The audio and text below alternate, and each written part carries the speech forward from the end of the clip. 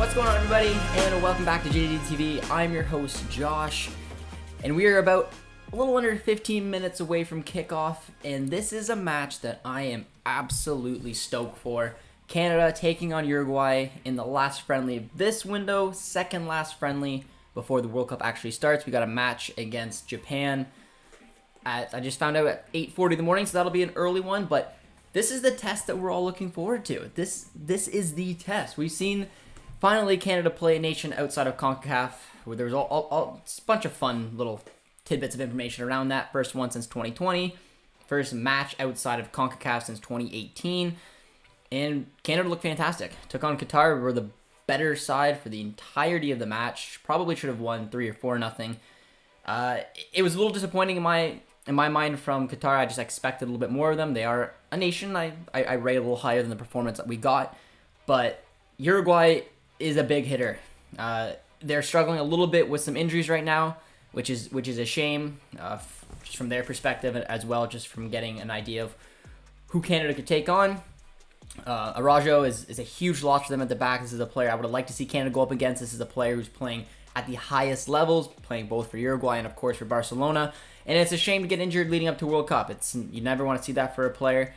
But there's still a lot of quality in this Uruguay side. Maybe they're going to be a lot of Uruguayans out there who are commenting on the preview video. One, you guys are very, very kind. A lot of greetings from Uruguay. So if anyone is tuning in from Uruguay, welcome to the stream. But a lot of them are saying Uruguay is going to be very, very, I don't know if timid's the right word, or relax, or just going in there with the mindset, don't get injured. So in my mind, I mean, I hope no players on either side get injured, but this could be a huge boost for Canada. If Canada can pick up a result against Uruguay after playing the way that they did against Qatar, this team has to be going in on a high. So, I mean, after the injury to Araujo, hopefully Uruguay do take the match a little bit timid and just, because I just think regardless, if they can get a result against this Uruguay side, it will make a statement all around CONCACAF, all around the world, that Canada is here to play. It is a friendly. At the end of the day, it doesn't mean anything, but in terms of just a boost for Canada going into the World Cup, this is exactly what I want to see. And seeing the way that they played against Qatar, there's no real reason to think that they can't pull it off. But I'm just genuinely excited. This is a huge, huge test, and we haven't really seen anything like it. I mean, U.S. and Mexico are obviously two other big sides in CONCACAF. They were good nations to take on. So was Qatar, but this one is the one that's got my interest, and I'm very, very excited. I hope you guys are as well. And if you're just joining us here in the stream very early in on the watch along, be sure to drop a like, say hello in the chat. Let me know where you're tuning in from. Like I said, a lot of the Uruguayan fans were commenting on the preview, and they were very, very kind. So hopefully some of them are in the chat. I'll go through a few comments, and then we'll jump into the lineup, and I'll give you guys my thoughts on it. But, I mean, I went 2 for 2 for predictions. It was the exact same lineup I predicted in the preview. So if you watch that episode, you'll know that, it is what it is. But let's see what you guys are saying. We got some Go Canada Goes in there. Kim says, yay, I'm first. Greg says, Buchanan on the bench. Yeah, that's fantastic to see Buchanan back in. I would expect to not see him play any more than 20 minutes if we see him feature at all. I'm still a little torn on how much I'm expecting to see out of Buchanan, but regardless, it's great to see him back on the bench, and hopefully after this window, he can get going and starting and playing again for Club Brugge, because they've got some Champions League and, of course, League play coming up as well. Uruguayan and Canadian having Chinese food and cheering for Canada. I like it. Welcome to the stream. Should be a good match. That's what we're all hoping for. Hey, Josh, hopefully we get the win today. I'm hoping so. I can't underestimate how much this could boost this Canada side. To go up against a nation like Uruguay and get a result, that would be huge. Regardless if it's a friendly or not, I still think it could do wonders for this group. But yeah, let's jump into the starting 11, guys.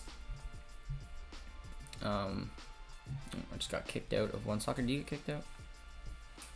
Oh, I'm back in. All right, yeah, the game is on one soccer. If any of you guys are trying, pardon? No. You did? Oh, that's not good. Are we able to hook it up here again, or? Yeah. Okay.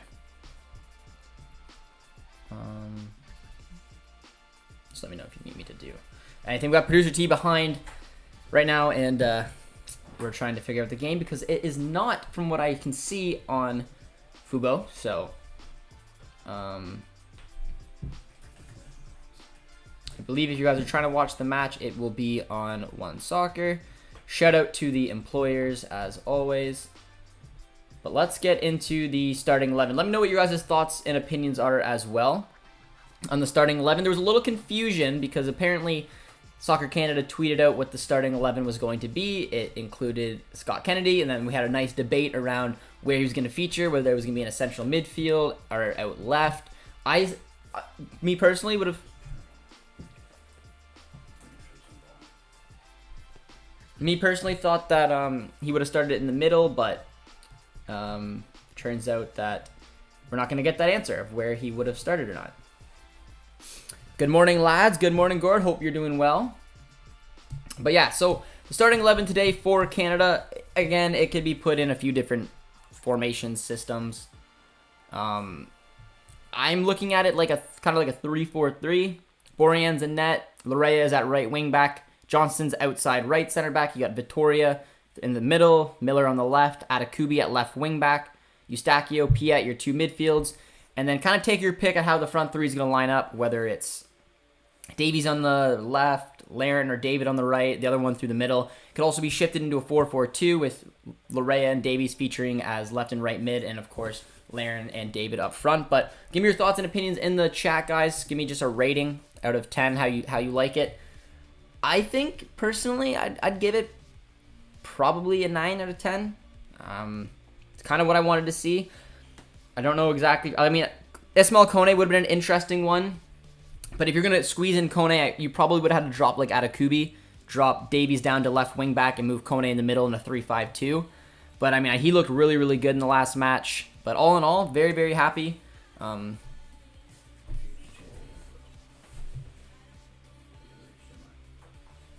1?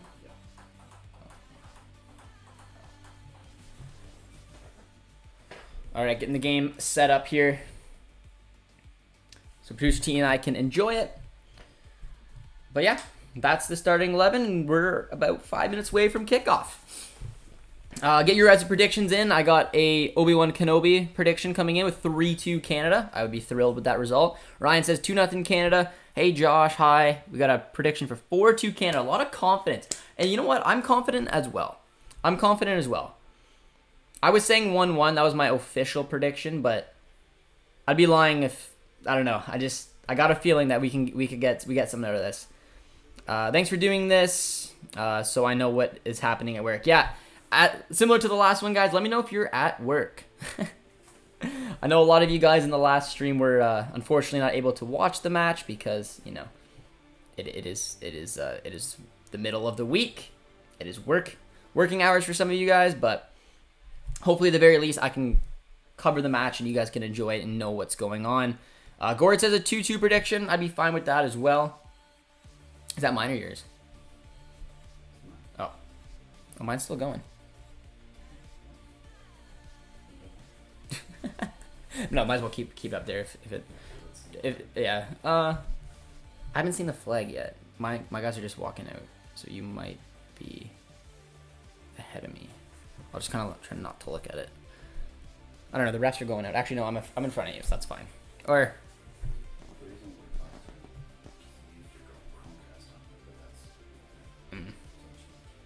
pardon? You can grab it. It's just hanging on the TV. Just pull it out and then pass it to me, and we'll set it up so that way because it's a good like 5 seconds on.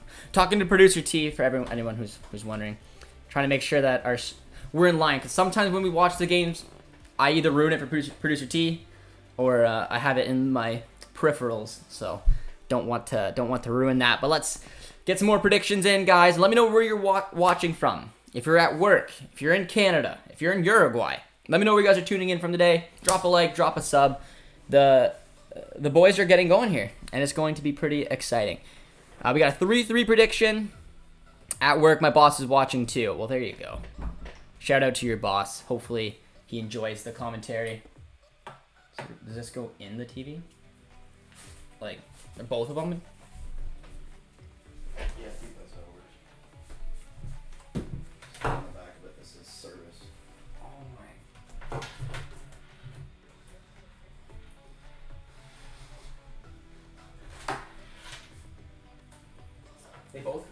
the same line? No, one goes in HDMI, and one goes in service.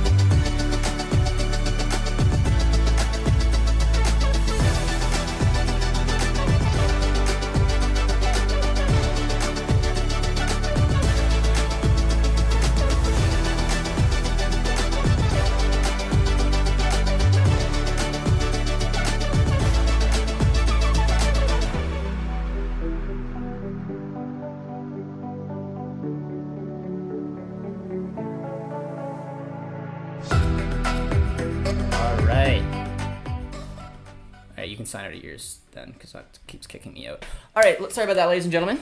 Oh god, technical difficulties. Had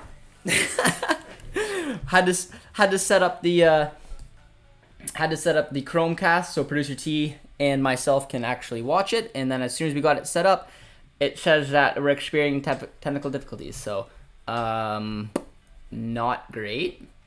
We'll have to see what's gonna come of that, but. In the meantime, we will just talk to you guys in the chat then. Hopefully, this gets sorted out pretty quickly. Pardon? All right, yeah. Okay, that's not great. All right, we'll take a look at the lineups again. We've got a lot of comments coming in. At work, LOL, this is the biggest historical match in the history of our Canadian game. No work today, lads. Gord is absolutely fired up. You'd say the biggest? I don't know about one of the biggest. This is a huge opponent we're taking on today, and I'm very excited about it. I'm in uni. It's fair. That's fair. Sorry, guys, but I already happen to know the result. Close your eyes. 1-0 Canada. Mike, I like it. 1-0 Canada. 1-0 Canada. I think it'll be... I don't know. I was leaning towards like a 1-1 draw, but... Now that you guys are here and you know we're pumping each other up, I'm gonna go 2-1 Canada. I'm gonna sneak it in there.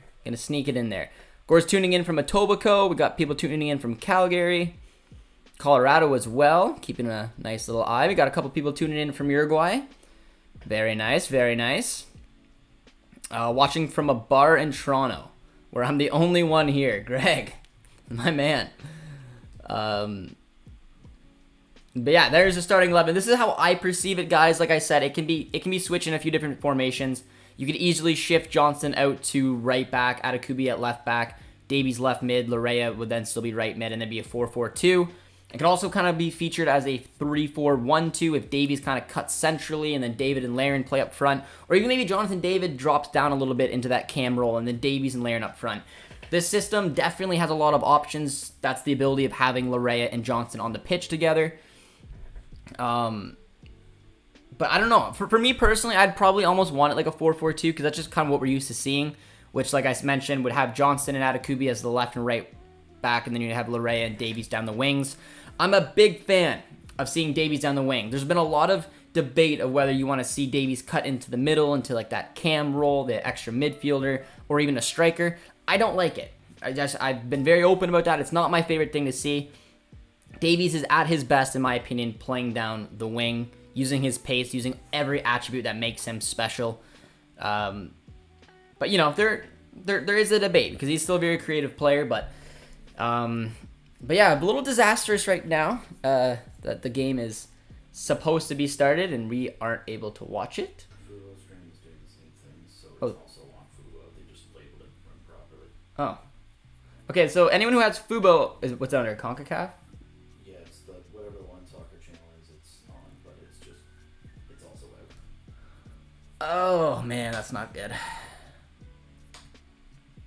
All right, well, Fubo is also showing the match. So if any of you guys have Fubo, it is being showed on there. It's just labeled incorrectly. But yeah, the match is still out, so that's not great. But hopefully they delay the match and they don't start it without us. But if you guys are are joining us. Yeah,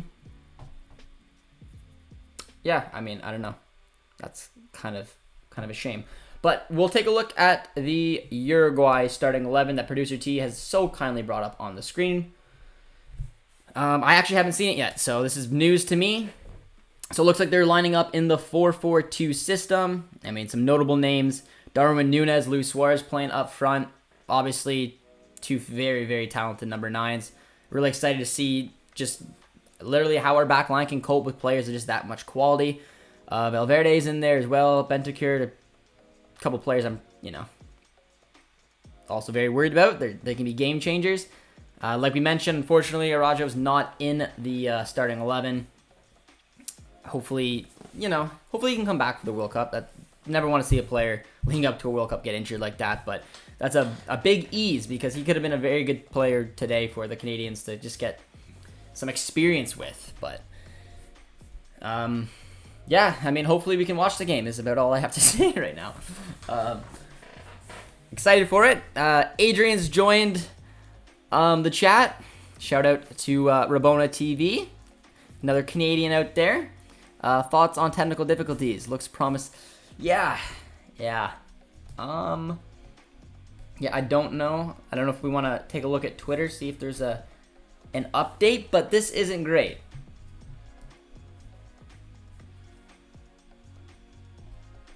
I wonder if they're going to show it on YouTube or if they even... No. Well, this is painful. Yeah, I think everyone's experiencing technical difficulties right now. Let's see if the game actually started, because if it did, that's gonna suck. The game did start. What the? Alright. 2 minutes, 50 seconds into the match, and I'm not able to watch it. I don't know if any of you guys are as well. Pardon? Alright.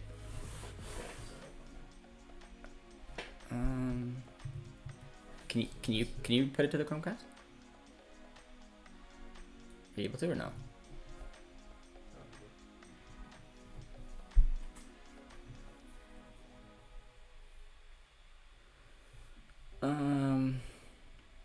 All right, I got the match up, ladies and gentlemen, so I'll connect it to there today. Cast. All right. So if you guys are, let's exit out of that one. So we got the. Is it you now or me? No, I'm not doing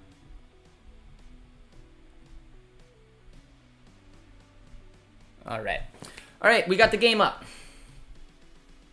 So if you guys are tuning in, I will be able to keep you update now with everything that is happening.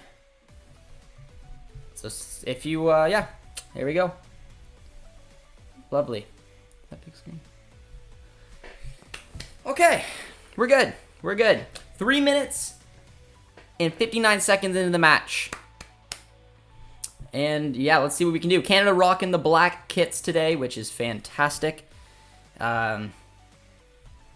Got a lot of you guys joining. If you're just tuning in, be sure to drop a like, guys. Drop a sub as well if you're new. And give me your guys' thoughts. I am absolutely stoked. A little worrying there, not being able to watch it for a sec, but we're good. Let's get into the chat. Didn't miss too much. I missed about 4 minutes of the game, but yeah. Do you guys think this is the biggest match in our country's history? I've seen a few of you guys in the chat saying this is Canada's biggest ever match.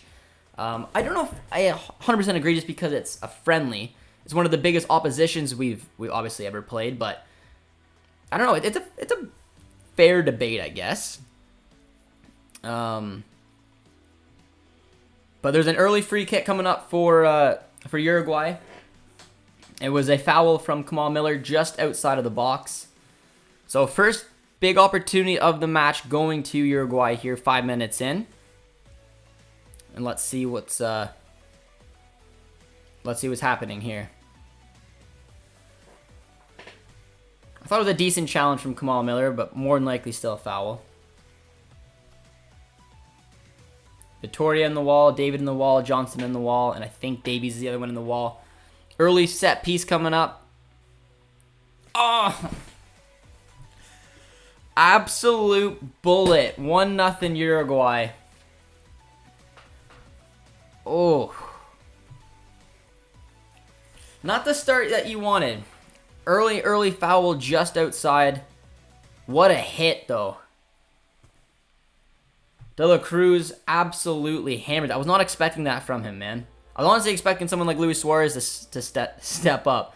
But he even slipped with this. But I kind of think Borjan should have done a little better here. He looked a little too deep. It was a good hit, but I don't know. What do you guys think? Anyone who's able to watch the goal, do you think Borjan should have done better, or... I don't know. What do you think, Taylor? Yeah, it looked... It was a good hit. I mean, De La Cruz, he slipped when he took it, so I mean, I just kind of focused on that, but it was going straight in the top of the net. Borjan looked a little deep for me. He got 2 fingertips on it, but by that time he was literally already in the net. And just like that, 6 minutes in, De La Cruz makes it 1-0 Uruguay. Yeah, not a foul. I'm gonna say, I mean, that's a shame, man. Not a good start, but hey, adversity is going to be a good lesson. This is a friendly match. I was hoping that, you know, we'd be able to take full advantage and maybe get some confidence going. But I think one of the biggest things that we're hopefully going to learn from this match is how right now is Canada going to react. This is a early start. It was a little, I mean, in my opinion, and I'm a little biased, I'm Canadian, I don't think it was a foul from Miller. It was pretty deep, so it's not like it was a crazy huge goal scoring opportunity, but I think it was a bit of a soft call. And then De La Cruz stepped up and absolutely hammered it home. And just like that, 6 minutes in, it's 1-0 Uruguay. So now let's see how Canada's going to react. I think this is going to be a really good opportunity for them. Rather it happen now and see how they can react and maybe get used to it as opposed to going down in the World Cup. But yeah, it's a shame.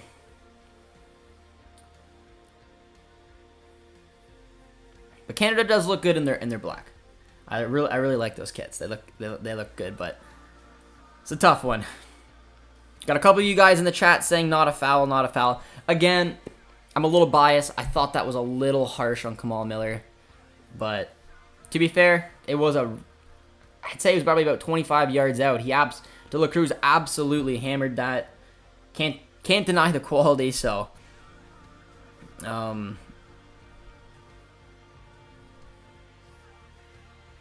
let's see what Canada does here.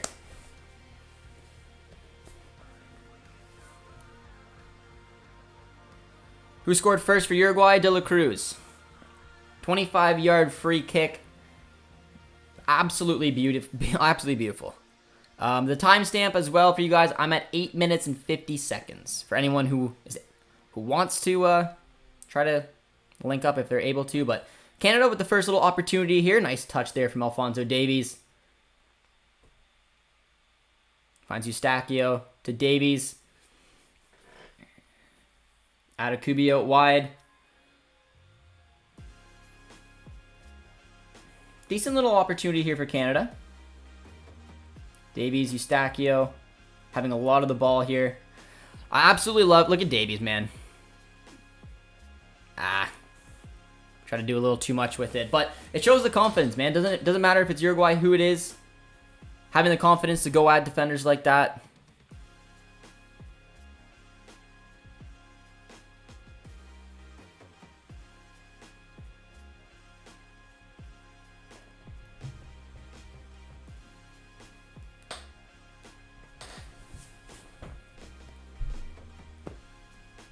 Uruguay is good. This will be a test for Canada. It will. 10 minutes in. I mean, that was the best opportunity Canada's had so far. But now let's see what they can do in transition here.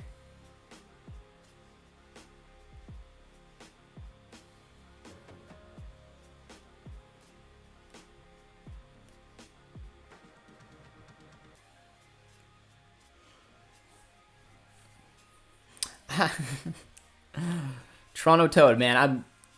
I don't know. It's technical difficulties. I don't know any anything else why the stream isn't working for One Soccer. Hopefully they'll be able to figure it out, but that's about all I can comment on it. But we'll have our fingers crossed. Hopefully One Soccer can figure it out. But yeah, that's about all I can say. Sorry, guys. I will do my best to keep you updated through commentary, but that's about all I can say, man. Not meaning to anger any of you guys. You know, it's just, it is what it is. I'd like to look at Davies. Well, he's had a lot of the ball so far. Shrugging off one defender there. Beautifully done. Look at Davies, man. Much, much better.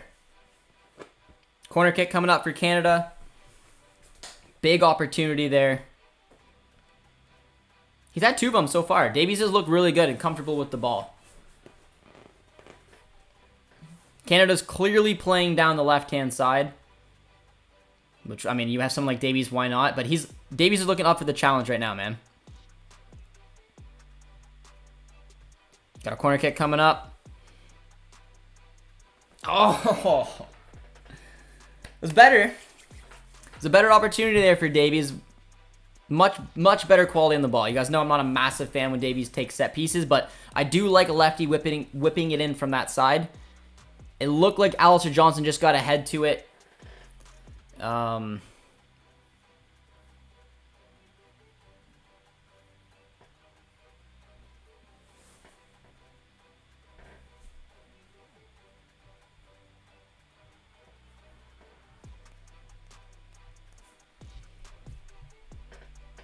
it's a good opportunity there. Canada's looking a little bit better, reacting well after the goal.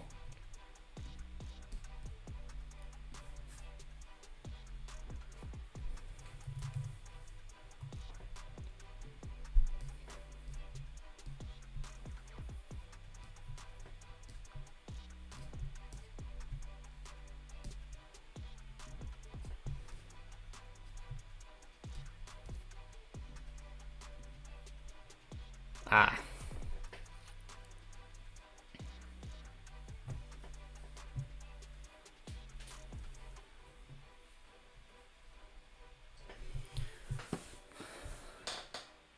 That was close. Offside comes up for Davies. But man, he's looked really good so far in these opening 13 minutes. He's had a ton of the ball. I'd say possession's pretty even so far. Had one big opportunity for Uruguay. It's the only one that came from a free kick. On a foul, in my opinion, that was a little bit harsh. Other than that, I'd say Canada's had the majority of the chances, and it's all came down the left-hand side.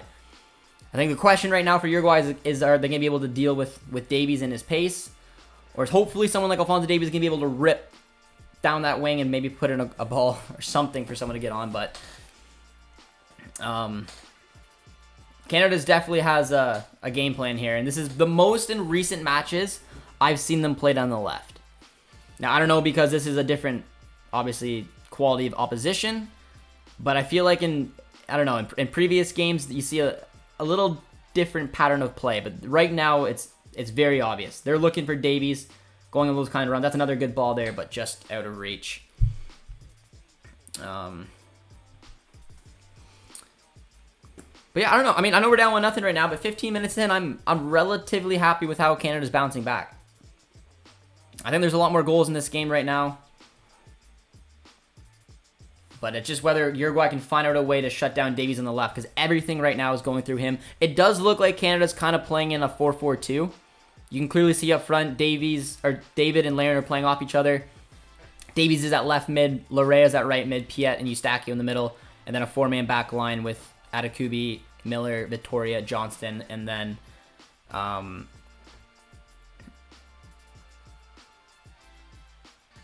in goal is Boream.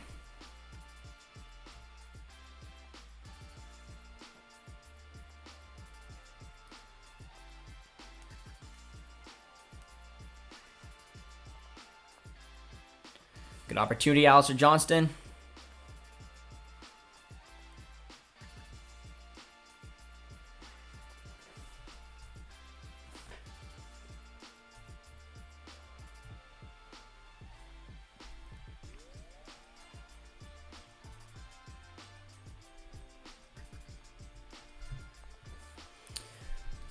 Yeah, hopefully when soccer can get it going, guys. I don't know what to say. I don't know why it's not going on. Fubo updated it, but still technical difficulties. Yeah. Not good. Not good, guys. Biggest game Canada has played in years, and they're experiencing technical difficulties. Yeah. I mean, sucks, man.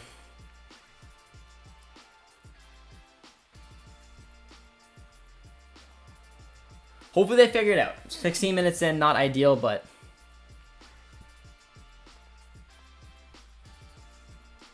it's on. So someone's saying, let's check. That would be lovely. They're toying with us. Oh no, they're not. It's back on. Okay, guys. We can take a breather. We're okay. The game is back on. My chat was not enjoying it.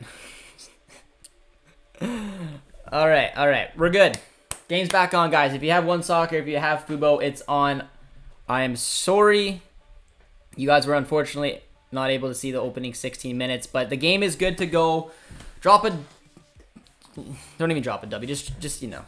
Hopefully you guys just are able to watch it. Just as simple as that. But okay, we're good to go. Game's back on. 17 minutes in. Let's chat about the game together. Thanks for the commentary. Yeah, I got put in a fun situation there, but you guys are being good sports about it. But all right, hopefully you're all able to watch it now. It's only 17 minutes. We're okay. They got it back on, but we're good to go. For anyone who missed the opening 17 minutes, quick summary. Early foul from Kamal Miller, 25 yards out. Probably a harsh foul, and then De La Cruz absolutely hammered home a 25-yard free kick. I think Borjan probably should have done a little bit better, but maybe I'm being harsh. Hopefully, if any of you guys see the goal, at some point, you'll let me know what your guys' thoughts are.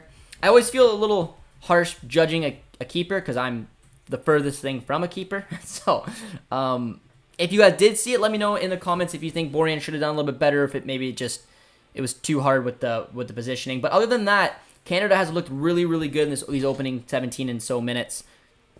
There's a clear game plan. They're kind of lining up in this 4-4-2 system. And most of Canada's attacks, if not all of Canada's attacks so far, has come through Alphonso Davies down the left-hand side. They're giving him license to run. He's looked dangerous. He's looked confident. He's been going at the Uruguayan backline with relative ease. And I don't know, it kind of looks like something's hopefully going to be on its way. But it's not the start you want. But like I said, hopefully because this is a friendly, at the very least, it can give Canada an opportunity to see how they're going to react when things don't go according to plan. It's never a great start. Literally, when you don't think it's a foul, they give it and then they score off of it. That's the biggest way to kick you in the groin. But it's a friendly, so there's a good opportunity to learn from it. And I really like Canada's response so far. And like I said, I wouldn't be surprised if there's a couple more goals in this one. So everyone else, that's my little update for you guys about what you guys might have missed. But like I said, hopefully you're all able to watch it now and enjoy our national team in what a lot of you guys are saying is the biggest game that our national team has ever had, which I think it's an interesting point. I don't know, it's hard for me to think a friendly is the biggest game we've ever played, but I guess for newer fans, there's a bit of an understanding that, this is a massive match. But Canada's got some possession, and they've done well so far to hold on to the possession. Let's see what they can do.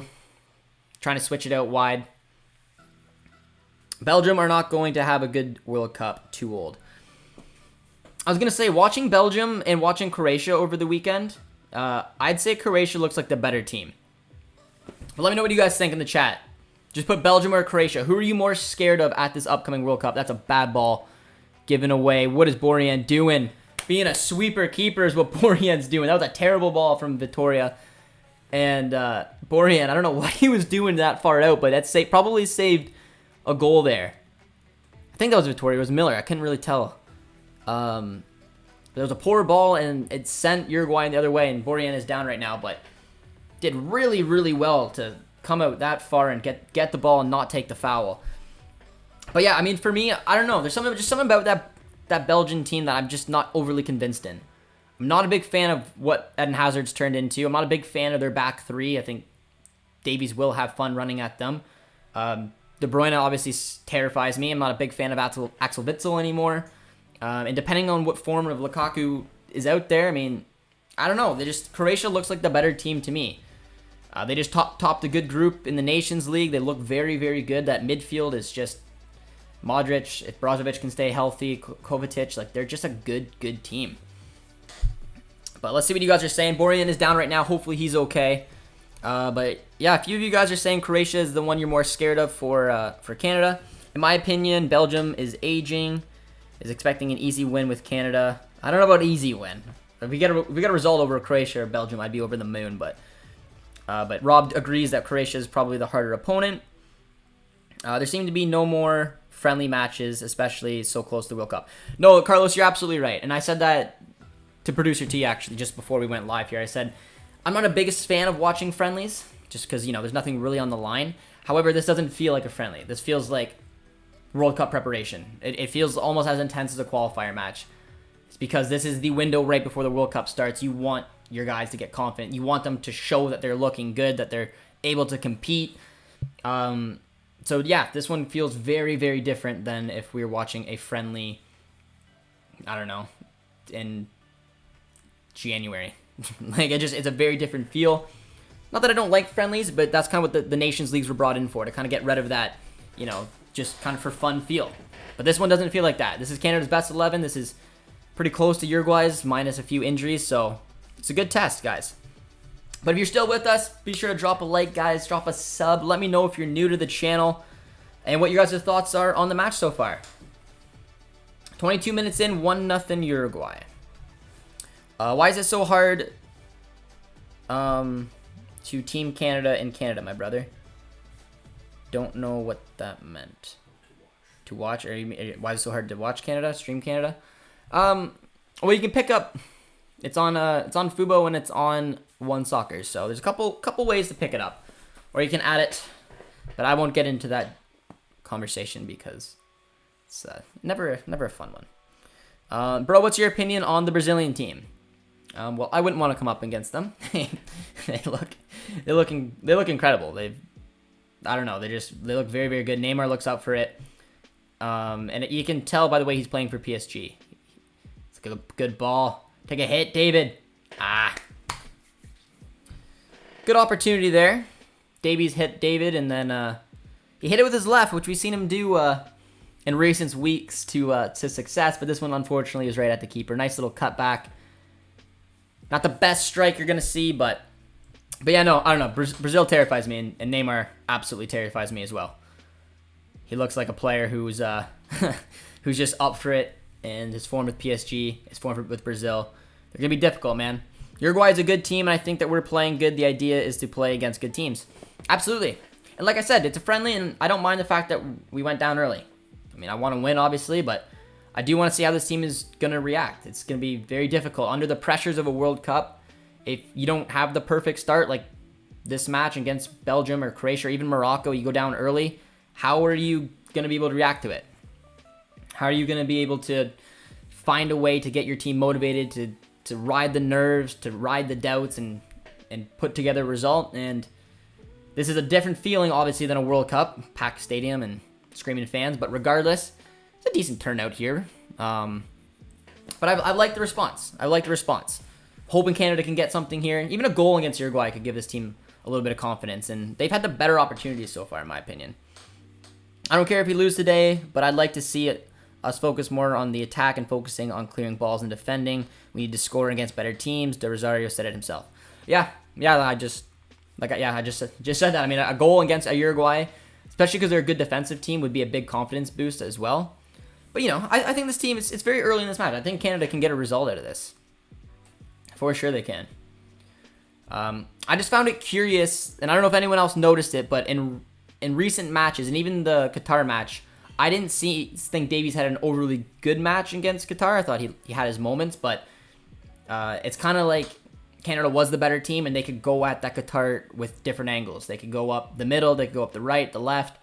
So far, the better attacks, and it kind of looks like the pattern of plays that Canada is going to take a look at today is going to go through getting Davies the ball. Now, I don't know, like I said, it's because this is Uruguay. It's a good quality nation, and they want to get their main man, their superstar, on the ball as much as possible. That was almost a unbelievable goal from about from about half. Borjan, a little cheeky off of his lines, but De La Cruz would have had quite the match if he would put that one in. But yeah, I don't know. I think it would help if Tejan was on as well. I think if Tejan was down the right instead of Larea, not that Larea can't be dangerous, I think you'd see a little bit more of that. But for right now, I don't know. It just kind of looks like Canada's trying to get the ball to Davies, which, I don't have an issue with because he looked dangerous every time he's had it. But eventually, Uruguay is going to be able to pick up and kind of recognize what Canada's trying to do. SPS taking a look, and he's going to try to shift it back over to the left. Hey, after the games of Morocco, do you think that the team is better? Are you saying, do I think Canada is better than Morocco, or are you? I'm not sure what you're asking. I think Morocco had an impressive match over this window as well. I think the Canada-Morocco match will be a close one. I think that they're a very, very good nation as well. A lot of quality to them. But yeah, I don't know. I'd like to think that Canada's going to have a good opportunity, but I'm not sure. If you want to maybe rephrase the question. Josh, what do you think about the States game against Japan? Do you see them getting out of the group? I think the U.S. could absolutely get out of the group. I think depending on how they're going to perform, they could get through probably in second place. I'm not overly impressed with Wales. I don't think Bale's who he is. I don't know. That's my opinion. I think Iran will be a little tougher than Wales, but I think they're all pretty even. However, if the U.S. play anything like they did against Japan, they are not getting out of the group whatsoever. They didn't look good at all. Japan absolutely dominated them. It should have been a worse scoreline. That's a good ball. Good opportunity here. Samuel Adekubi does well. Adekubi does really well to push him wide. Oh, that probably should have been in the back of the net. Poor marking on Nunez. He the ball came at him a little quickly, got excited, and absolutely pumped that over the net. But Alistair Johnston, I'm not sure whose man that should have been. Yeah, I think it was, I don't know, got a little lost there, but that probably should have ended up in the back of the net. But yeah, I don't know. I think maybe after watching what they could do against Saudi Arabia, that could be give me a better idea to see if it's two poor matches in a row. But the U.S. were so bad, and I think every U.S. fan would tell you that. If they play like that, they're in trouble. But I mean, I don't know. I just don't rate Berhalter at all. I don't think he's got the ability to take a team when things are going wrong and motivate them and get them around. And that's what we're gonna learn right now with Herdman. It was a poor start. You conceded early. It is what it is. But it's not through really poor playing. And it looks like Herdman's got his guys back motivated. It's only 1-0. I think Canada's been the better team since the goal. Now, it easily could have been 2-0 right now for Uruguay. It was a huge opportunity, but at least there's some type of reaction. There was nothing in that U.S. match. I doubt U.S. will get out of the group. Not if they play like that, man. Not if they play like that. What is a successful World Cup? Let me know what you guys think. What is a successful World Cup for Canada? I would say... man, I don't know. I would say a win. I think that would be considered. There shouldn't be a crazy amount of expectations on this side. That's a good ball. Really well touched by Darwin Nunez, but Richie Larea cleans up. For me, a goal, and honestly, a point would be nice. Remember, Canada's never scored a goal or got a point at a World Cup. But to be a success, I don't know. I'd say scoring a few goals and getting a win over one of the nations. You're able to get to the round of 16, you're overachieving, in my opinion. We're in a very, very tough group. And then if we win, we're going to more than likely play Spain or Germany. So Canada's route to doing anything really special in this World Cup is difficult. So I don't know. For a success for me, I think is picking up a win. I think an average World Cup would be maybe trying to get a draw. I don't know.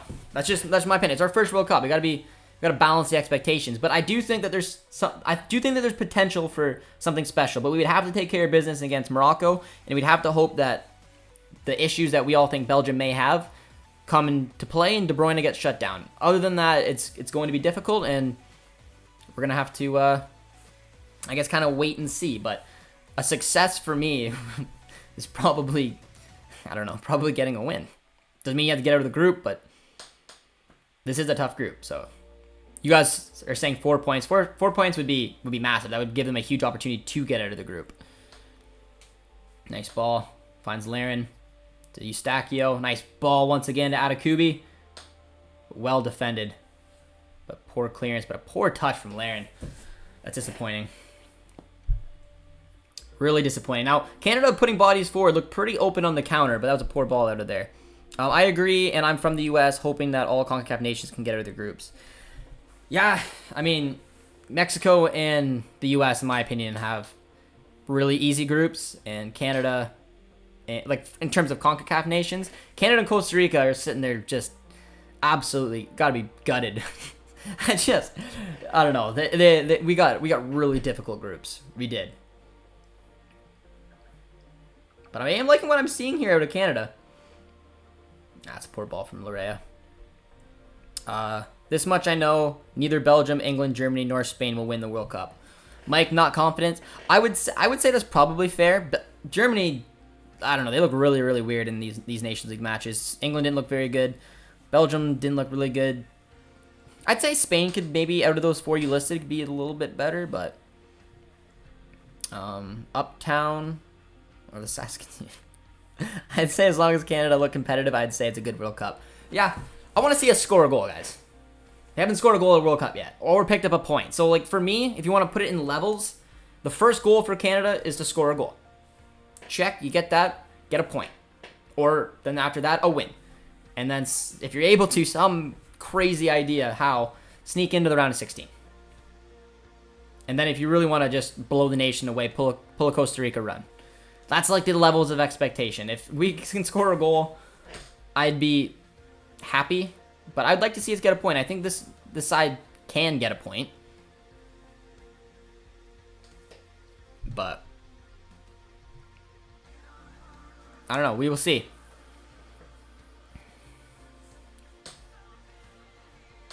Got a throw-in coming up for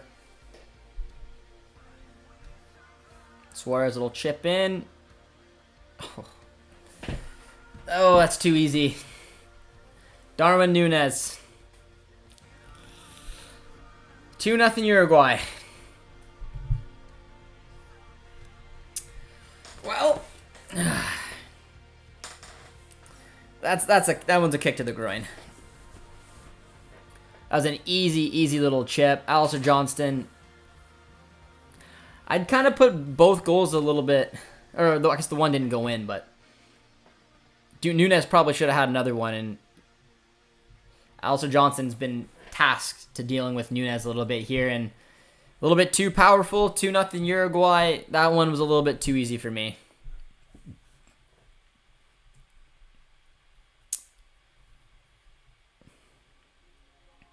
You guys think it'll be 4-0 now? Yeah, not a very. Alistair Johnston is such a strong player for Canada. He's had such a good season so far. This hasn't been his best showing.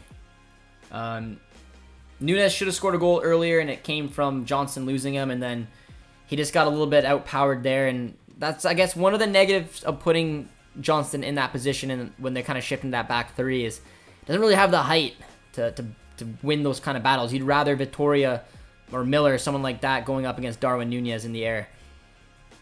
But that's a tough one. Eustachio. Nice ball. Let's see if Alistair Johnston can make up for it. Whip a nice ball in here. It's a poor one.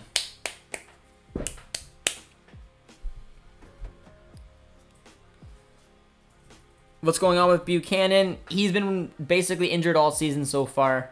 Coming back from injury. He's on the bench today, which is good to see, but he hasn't featured for Club Brugge all season. So I'm torn whether I think we might see him play for like 20 minutes or so-ish, or we're not going to see him at all. I want Canada to be very careful with him. especially because this is a friendly. He needs to get back to full fitness, and he hasn't even had a minute yet this year. So Johnston getting exposed today. Yeah, I know it's tough, man. It's tough. Alistair Johnston, when I talk about underrated players for Canada, that's not your Davies, David Larin, I always just immediately go to Eustaquio and Alistair Johnston. And he's been an absolute rock, but today a little bit, he's had a rough go. But again, let's see how he can cope with it and see if he can kind of learn it from it. That's a decent ball. Is that going to hit Atakubi?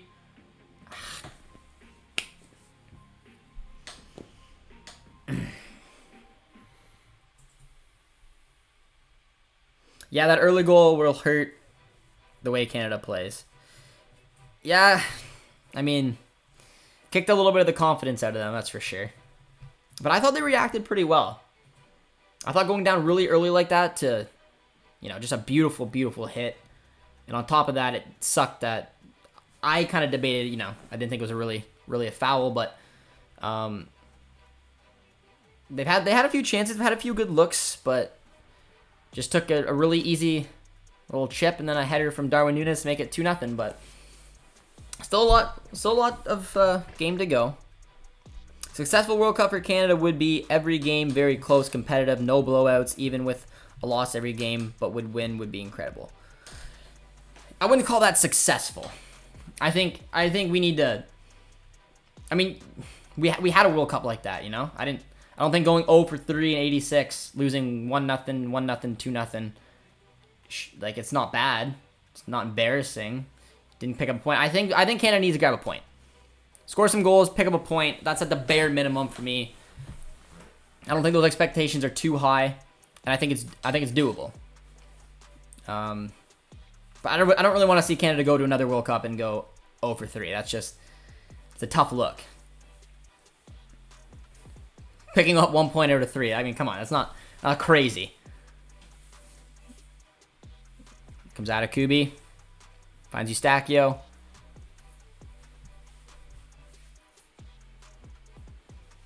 Davies, there's a foul. He's proven difficult to deal with, Davies. Wins us a foul there. See if we can do something from it. Don't worry, it's preparation. The important thing is the World Cup group. Yeah, it is. I'd still like to see some confidence go. I mean, I think anyone who's from the U.S. can speak for that. You don't really want to have a performance like the U.S. did against Japan as that last memory. So if you're a U.S. fan, you're really hoping they can get a better result here. I don't think Canada's played terrible, but I think there's been some individual lapses today that are just going to bite you in the ass against a quality team, and that's kind of exactly what we're seeing here a little bit. But I don't know. I haven't seen any heads drop, really. I think Canada wants to, prove they can get back in this. And I think it's going to come here from Davies. Look at that. Just always looks so dangerous. Nice ball to find Jonathan David. It's a poor ball, though.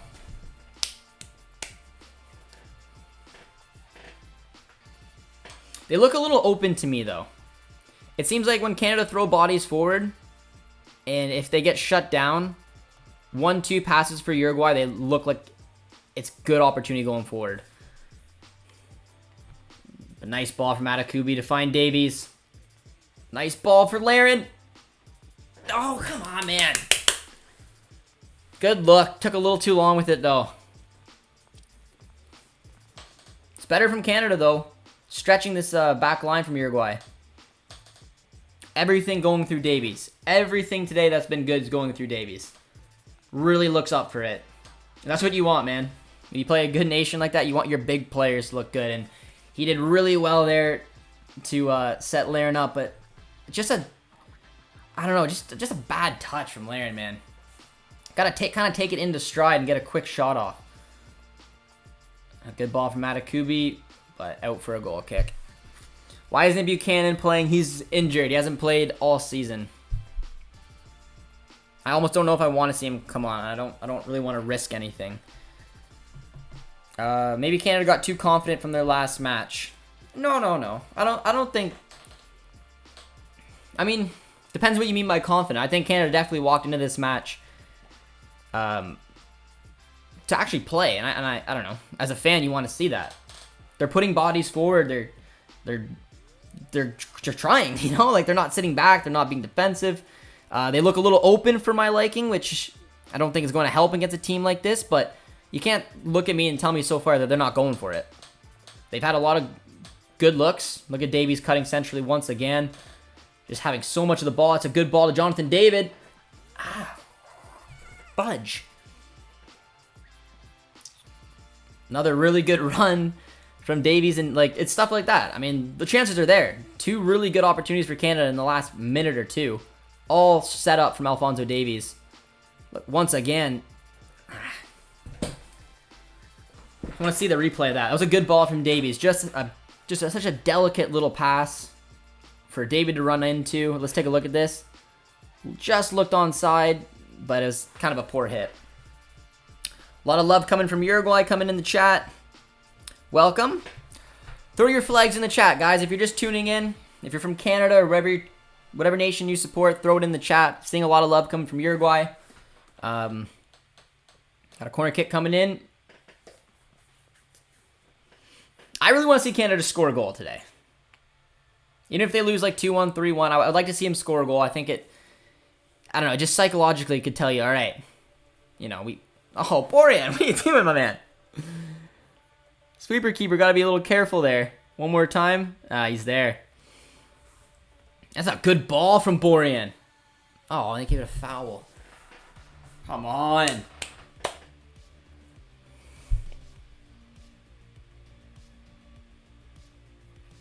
Got some love coming in from Uruguay, Iran, Argentina, the U.S.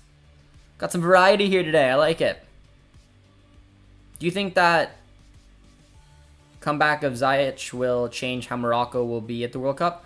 I don't think having a player like Ziyech coming back into the fold is a bad thing. I mean, he's a quality player. He's one of the best attackers, if not the best attacker. Depends how you view Hakimi, because I rate Hakimi more than I rate Ziyech. But, I mean, that's a boost. If I'm a Moroccan fan, I'm thrilled that he's coming back in. So, doesn't make me more comfortable that he's coming back in, but we'll have to see how he is with the national team. It's a good ball. Finds Davies. This is better from Canada, though, guys. Again, second goal goes in. No heads have dropped. They were playing. I'm a little nervous that the way that Canada's playing right now, they are going to open themselves up on the counter. A few times they've looked really stretched, but they're down 2-0. What do you want them to do? Do what Qatar did in the last match? Bunker down and barely do anything? Like, I like that they're going for it. They've had, I'd have to say, I don't know what the possession stats are, but you have to imagine they've had more possession than Uruguay has. That's a good, decent ball to find Richie Larea, but poor touch. From Morocco, I like it. Kone in the second half for some more offense. I wouldn't mind that. I think something that's working for Canada today is the overlapping runs. So kind of having Davies and Adekubi linking up, I think has been good. You've seen Johnson go forward every once in a while, but those are the type of movements that make Canada look very stretched going the other way. But I don't know. I'm really torn on this performance so far. It's kind of like one of those where one team's got a little bit more quality, is playing a little bit more disciplined, and have taken their chances. But it just fascinates me that Canada's the one really trying to take the game to Uruguay. I don't know. It's been an interesting match so far. As Davies, in my opinion, has been the best player on the pitch. For a friendly, I thought Mexico fans were bad. Must be all South and Central American by the looks of the comments here. I haven't seen anyone. I know Veth has a beautiful voice. It's a nice German voice, isn't it? I do enjoy it. What's my favorite World Cup jersey this year? Ooh, that's a good question. I don't know. Remind me what some of the good ones. I just saw a list of, but I'm trying to confuse it with the. I just read a top 10 bad one. I think it was a top 5 good one. I think Belgium had the worst rated one with the Flames. The US's blue one was rated pretty badly as well. I'm trying to think which ones I liked. I did like the Germany ones. I thought those were pretty cool. Canada obviously didn't get one. Jonathan David covered up the Nike logo, which I thought was hilarious. We've hit 45 minutes, though. Guys, this is an interesting half. I'm curious to get your guys' comments during halftime because there's a few negatives, obviously, to take away. But all in all, I kind of like the attitude of how Canada's approaching this one, and it just kind of seems like if something would have went our way a little bit earlier in the match. Don't go off again. Things might have went a little bit better for us. Oh, technical difficulties right before halftime. Great. Can't wait to see the chat get livid with me. I'm kidding. You guys were... But I can't fix it, okay? I don't know. It's not... I don't know. Oh, but it's back. That's a different stream. No, it's not back. One soccer just put up the other stream. All right, well, quality's died down a little bit, but, you know, it's there. They're cheeky, those guys. Really don't want the... That's part of it. You just heard Jimmy Brennan just stop talking. He's like... Jimmy Brennan is not happy right now with the technical difficulties. But, hey, the match is on. And that's just the stream we're watching. Oh, chat. At least they got backup plan this time. Guys, send me emoji. Send me an emoji in the chat of your reaction to the technical difficulties once again. Honestly, I can't tell how the game is by watching the green rectangle. I think some of our guys got starstruck by some of the Uruguayan players they're facing. Kinda, but I mean, I don't know what you guys are thinking. I think Davies has been the best player in the pitch, and I don't think it's even been close. I'd be curious to see how many touches and how much he's influenced the match compared to everybody else on this pitch. He's looked dangerous. Everything good through Canada has come through him. But there you have it, guys. Halftime. Let's check out the chat. Let's see if we can get to 100 likes, guys. We're sitting at 71. If you've enjoyed this stream so far, and you'd be so kind, drop a like and a sub, and let me know if you're new to the channel. But the number one question I want to ask you guys is, what is your biggest takeaway from this first half? Because like I said, I mean, I'm a little torn. Like, really, I am. Because we're down 2-0. There's been some things that have disappointed me. But like I said, I like the attitude I've seen throughout this first half.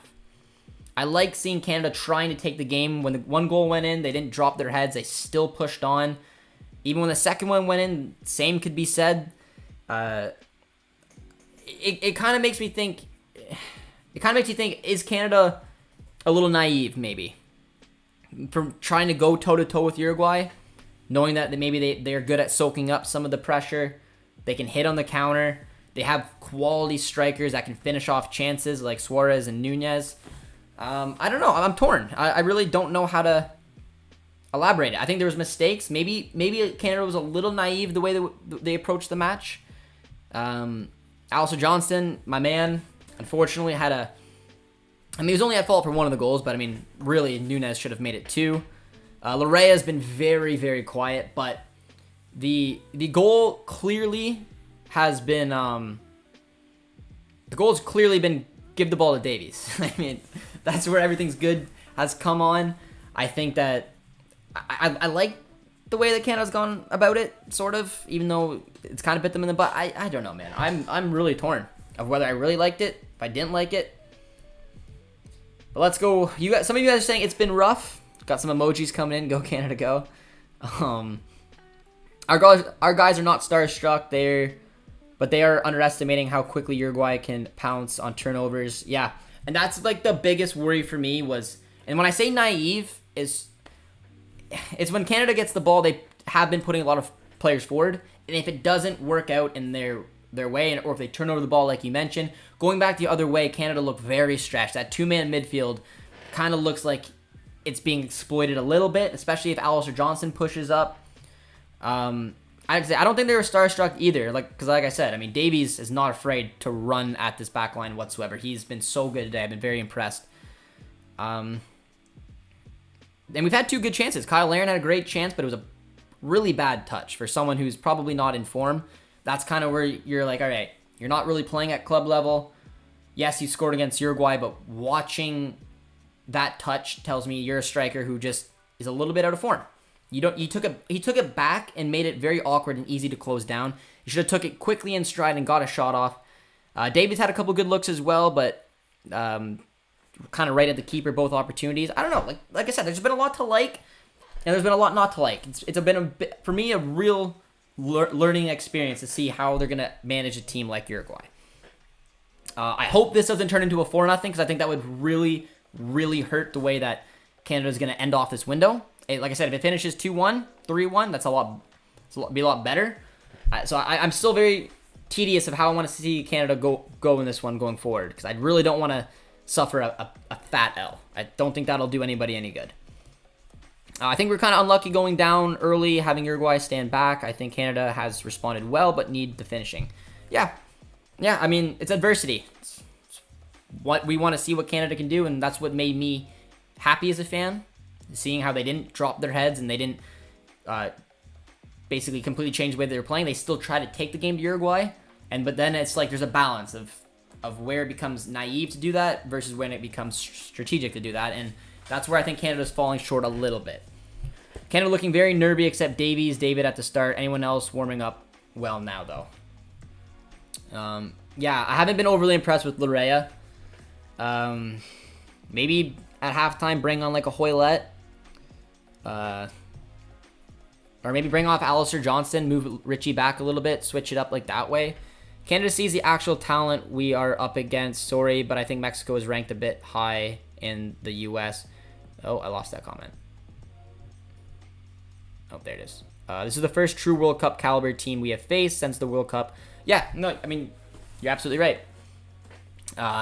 This is where it comes down to Herman getting this team to kind of do what he wants to do without falling into their trap, which kind of looks a little bit like they're doing. But again, it takes one opportunity. Kyle Larin takes that touch a little bit better and smashes it in the back of the net. We got a different complexion to this match. Same as when Davies played in David. If you could have got that chip a little bit better, put it in the back. There's been chances. There's also been, like I said, chances for Uruguay as well, but I digress.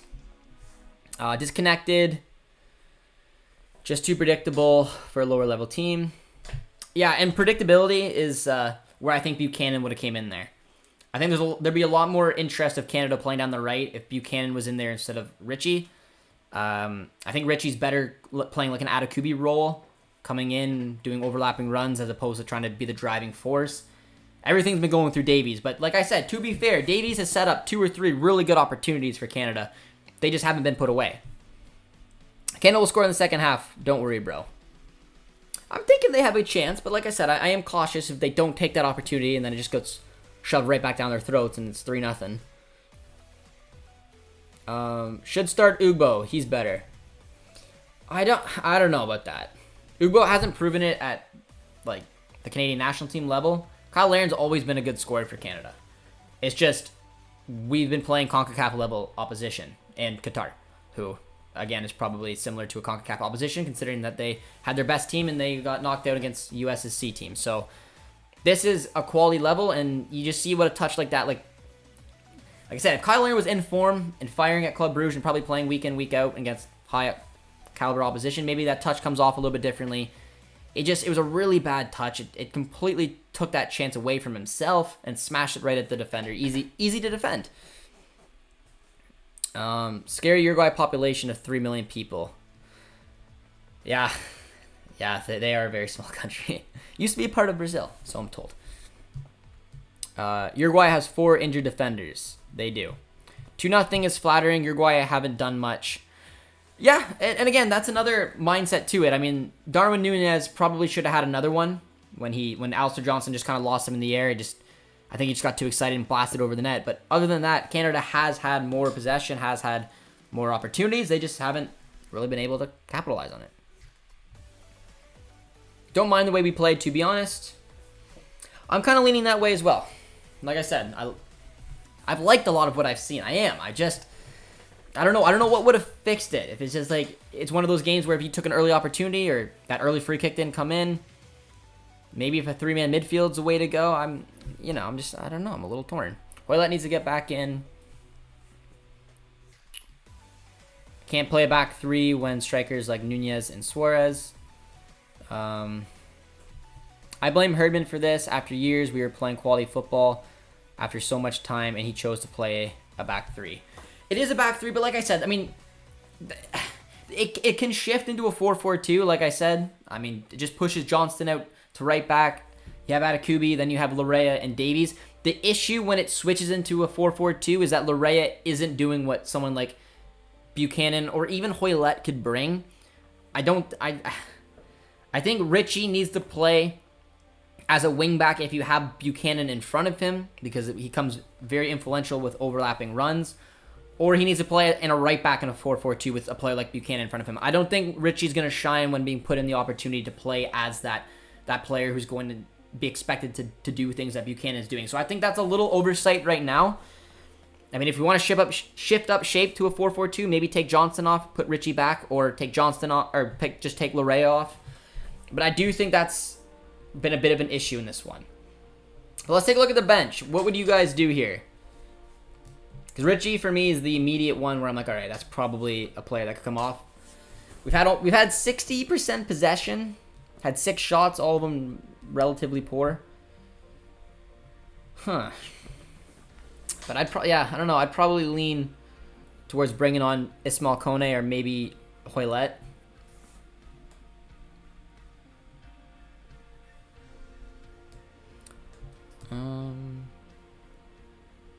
I feel Canada's going into this to try and play open head-to-head and see. I mean, well, that's what I'm kind of said about being a little bit naive. Because I think Canada's been trying to take the game to Uruguay, and it's been... Not that it's been easy for Uruguay, because I think Davies has been a handful, but Uruguay they know what they're about. It's been relatively easy for them to kind of shut it down. And they hit it kind of on the counter, and that's where Canada looks pretty open, but... I still like the attitude. Like, this is a friendly. This is for opportunity for John Herdman to see what works and see what doesn't.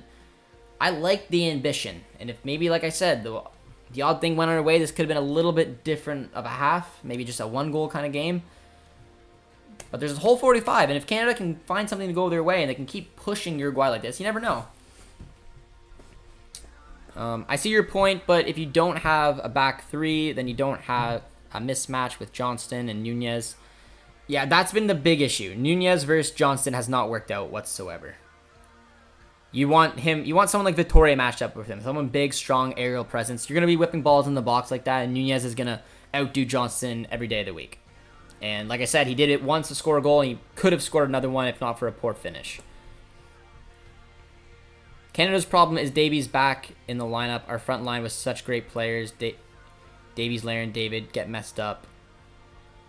I wouldn't say that. I mean, in my opinion, watching Davies play has been the only highlight really for Canada. He's slipped in Larin that could end in the back of the net. He slipped in David a couple times.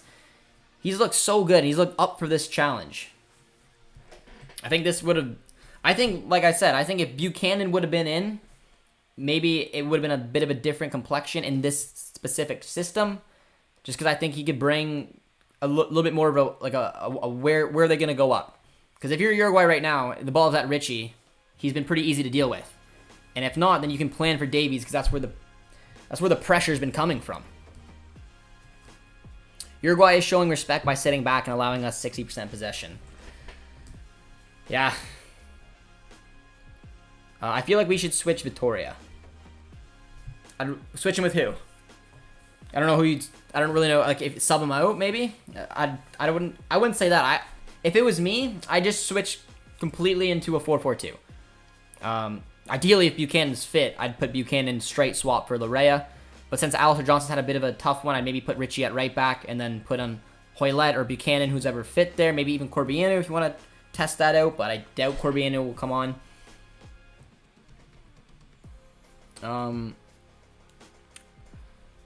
Yeah, I don't know. I'm curious to see if any changes will come on. I wouldn't mind the Hoylett for Richie sub, but put Davies at left back and Hoylett at left wing. Sit back and counter. So Davies won't ever play at left back. I don't know if you meant left wing back, because maybe. Like, I don't mind Davies featuring at left wing back. And Has to be in a system where he can do overlapping runs, play off of another winger. He kind of does that with Atakubi already. But, I mean, he'll never play in, like, a true back four left back. That's just too deep for Davies. That Laren chance was as good as a chance as he'll ever get. It is, but I don't know. Like I said, it just screams like a player who's out of form. It's just a really, really bad touch for a striker. You don't want that. He needed to just kind of touch it, lean into it, and then hit it. Instead, he kind of almost cut it back. Made it really hard for himself and easy to close down.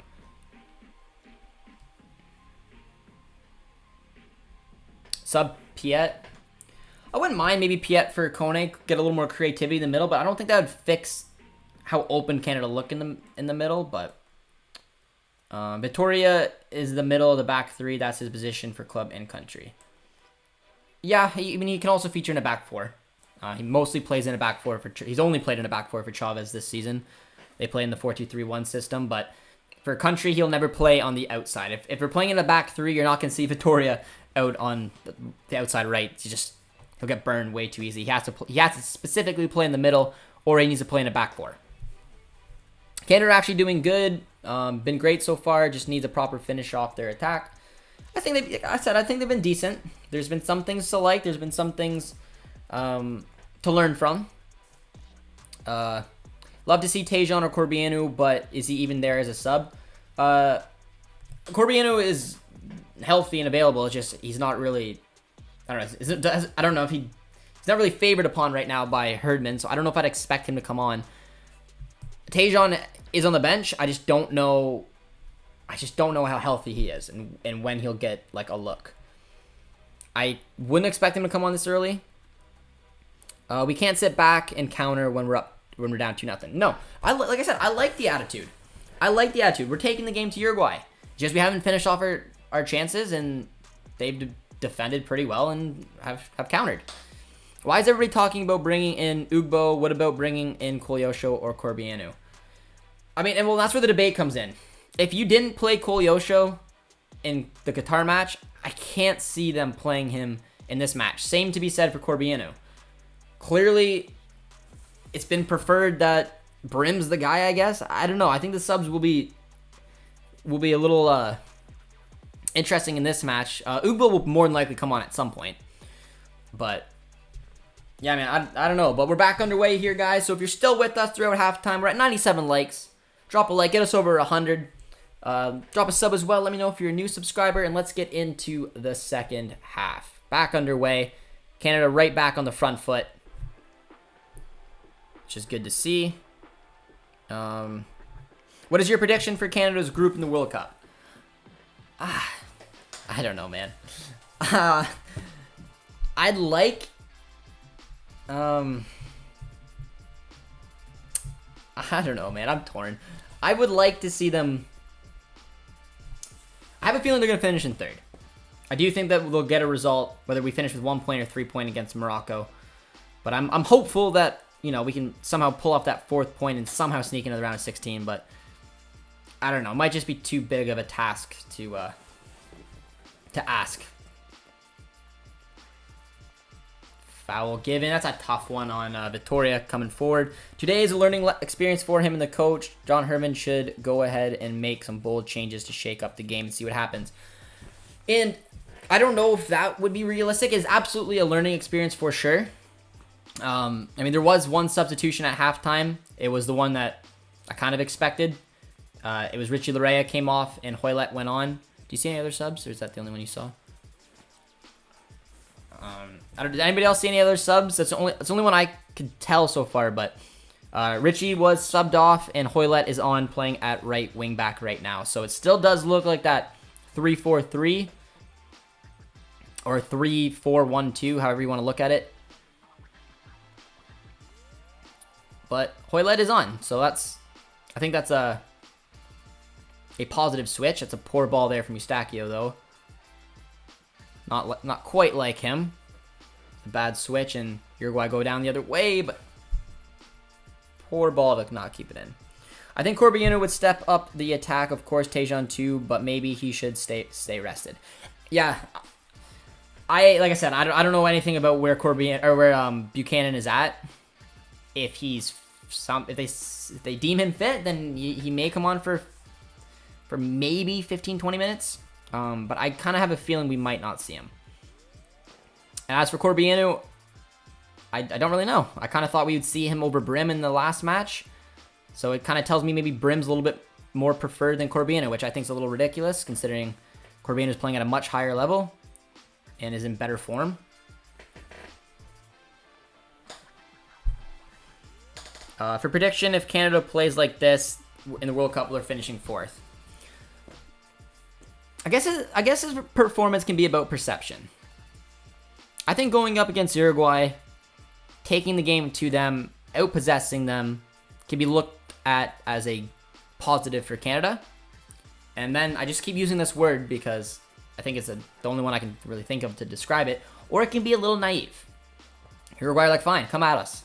You're not going to break us down. You haven't found a way, and we'll just sit back, we'll defend, and we'll hit when we need to. And they have the quality up front to do that. So, like I said, I'm really torn of how I want to view this match because I do like a lot of what I've seen. But I do still have some question marks. Davies is the pressure, but he can't do it alone. Buchanan would have helped a lot. Yeah, that's what I was saying, man. There was one goal in the first half for Canada. It was get the ball to Davies, and like I said, to be fair, it's not like that was a bad plan. He looked really, really good on the ball. Everything was coming through him. He set up 2 beautiful chances. I don't know what more we could have asked for. Didn't put the ball in the back of the net. It just would have been nice to have alternatives. And Canada didn't really feel like going up the right, and when they did, it just wasn't Richie's game. But if you had someone like Tejan there with his pace, his ability, I think that would have made Uruguay think a little bit more when you have someone like either Davies or Buchanan, who are just 2 players who can take the game by the scruff of the neck. Belgium and Croatia are both levels above Uruguay with all due respect. I mean, it's a weird ball there from Pentacure. I mean, I would if I had to put money on them playing each other, I would probably say Croatia and Belgium are both superior to Uruguay, but Uruguay play a specific brand of football, which is what we're seeing today. I mean, if Belgium don't show up for the day or Croatia doesn't, there's no reason to think that Uruguay couldn't beat them. But there's also, they're the type of team that could lose to like Canada if things went their way. It's a decent ball. Whipped out for a corner. Canada's still on the front foot. Uruguay is a weird one. A lot of you guys in a previous stream were saying that, being like Uruguay is the type of nation who could win against a Germany and then lose to like a Morocco or something like that. They can be hit or miss because they play that brand, which allows a country like Canada to take the game to them. But we have Eustachio over the corner. Ah, it's a good ball. Don't think anyone got on it, though.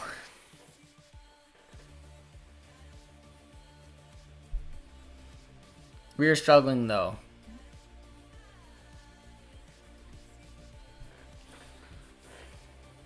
Another foul. De La Cruz. I figure Canada will go through the World Cup with 3 draws. 3 draws. Oh, I don't know. I think if Canada's going to get through the World Cup, they're going to have to beat Morocco and hope for a draw out of Belgium or Croatia, and that's a big ask.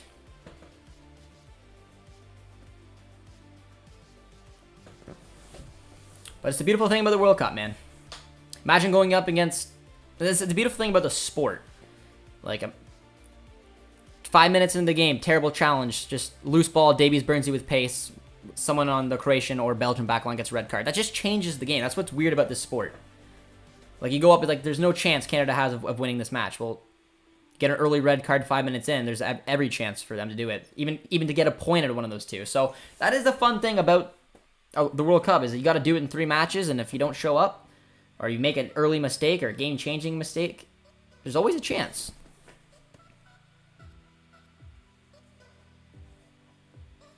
It's a decent ball for Laren. Ah, it's a sloppy touch from Davies there.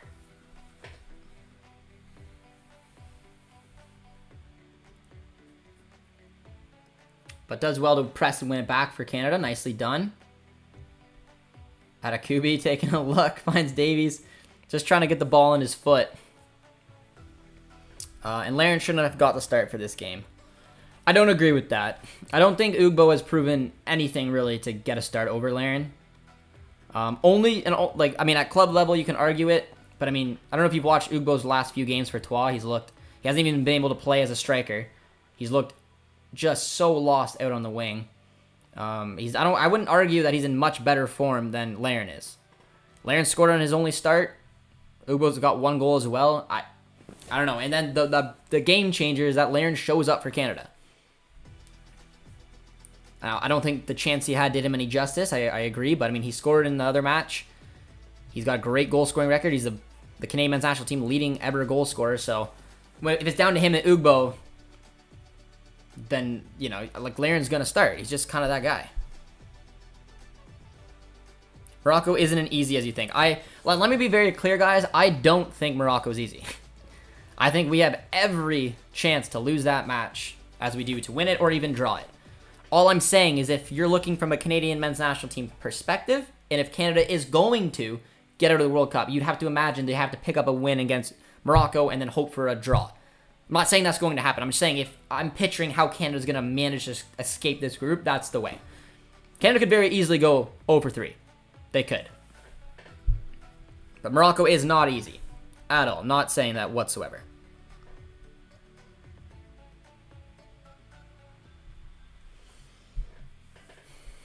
Canada lacks height for set pieces. Well, the interesting thing when it comes to set pieces, Stefan Eustachio and Steven Vittoria have almost an unwritten rule where it's like, hey, I'm going to stand way deep and you're going to ping it to me. I'm never going to miss it. Canada, I don't know, Steven Vittoria, maybe because, again, it's at CONCACAF level and it was on full display, but Steven Vittoria is a beast in the air, an absolute beast. The amount of set pieces that came to him that he's always connected with is almost crazy. Now, he hasn't connected with almost any of this match, so you could debate, well, maybe it's just a CONCACAF level thing where you can't do it, but Vittoria is very tall and he's very good in the air. Johnson doesn't have a lot of height. Miller's got okay height, but here's the progressive substitution. Ismail Kone comes in the midfield for Samuel Piette 55 minutes into this one. I think that's a substitution that a lot of you guys wanted to see.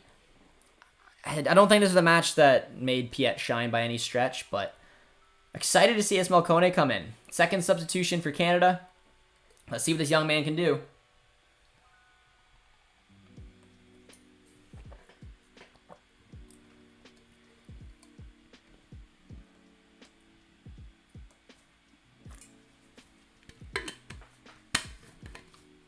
I spilled.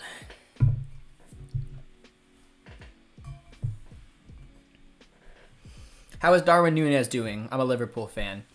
Welcome, Joshua. The way that Uruguay's playing, you don't see a ton of Núñez, but he had one big opportunity where he bodied off, or he got away from Alistair Johnston and then missed a sitter, just blasted it way over the net.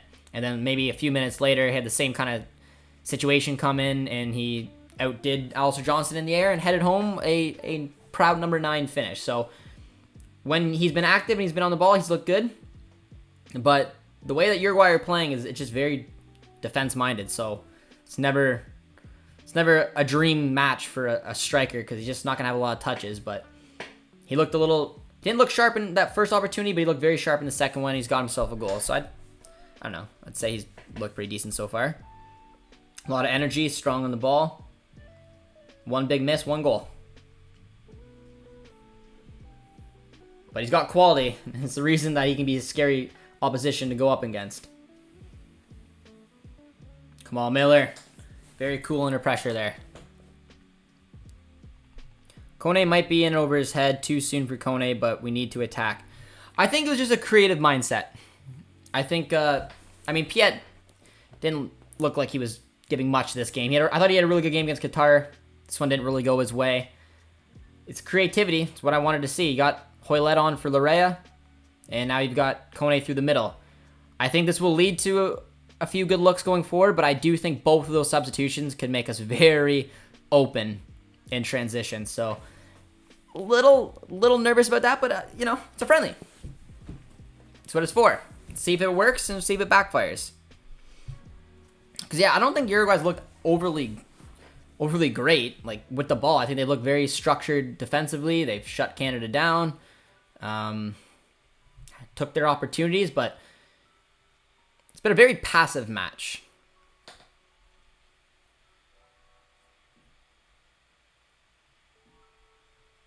Plays for Flamengo. Yes, he's got a Copa Libertadores final coming up on October 29th, I believe is the date. Akinola hasn't shown any speed at all for TFC. Not sure if he's regressed. Well, remember, he came off of a terrible knee injury. Like, it couldn't have come at a worse time. Akinola was on fire for TFC, scoring goals for fun. Just broke into the Canadian national team in his first match. Gets that just one of the worst injuries any footballer would want to have. So those are tough to come back from, and he hasn't found that form at all. Nice switch there to find Alistair Johnston. Definitely still a back three we're playing with. Kind of looks like a 3-4-1-2. Davies is kind of taking over that cam position. Larin David up front. Hoylett, Atakubi, the two wing backs. And then Eustachio and Kone in the middle. But it looks like a double substitutions coming up for Uruguay. The thing is, Ugbo hasn't really gotten a chance in the national team. He just gets subbed in minutes. I remember when he started off the bench at halftime. It is true. I mean, he hasn't got a ton of looks, but I mean, like I said, Kyle Larin has always been a good goal scorer for Canada, so it's tough to not want to. I mean, I think I would probably give him a start here and there. There's a few matches I probably would have given him, but I mean, he had an opportunity. He's had opportunities in the matches he's had. He's never really taken one, and I don't think he's playing overly well right now for Troyes. Not that Larin's playing very good for Club Brugge, don't get me wrong, but I just think in terms of what Larin's done in World Cup qualifying, I would prefer him myself over Ugbo. And Herdman clearly does as well. As good opportunity here for Uruguay. Oh, and a good defensive break up there from Vittoria. Really, really well done. And Davies, it's got to be a foul. Oliveira, is that a yellow? It is. If you had Osorio or Hutchinson in the team, would that change the outcome? I don't know if it would change the outcome. I mean, both are good players, but if they were in the lineup now, like, are you saying on full form? Because none of them have played. I mean, Osorio's got some real issues right now going on. I mean, hopefully he can find a way to just get back to fully fit. And Hutch hasn't featured at all this season, so I mean, he's almost 40. So I just don't know exactly what kind of Atiba Hutchinson we're going to get for the World Cup. Osorio fully fit would, I think, be useful, but I don't think I would say either one would have changed this outcome. I think the only player that could have maybe made this a little different complexion would have been Buchanan.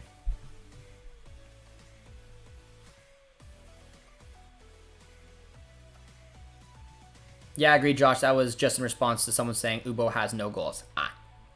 Yeah. I mean, yeah, he hasn't had a ton of chances, but he's definitely had opportunities to score, and he hasn't taken them.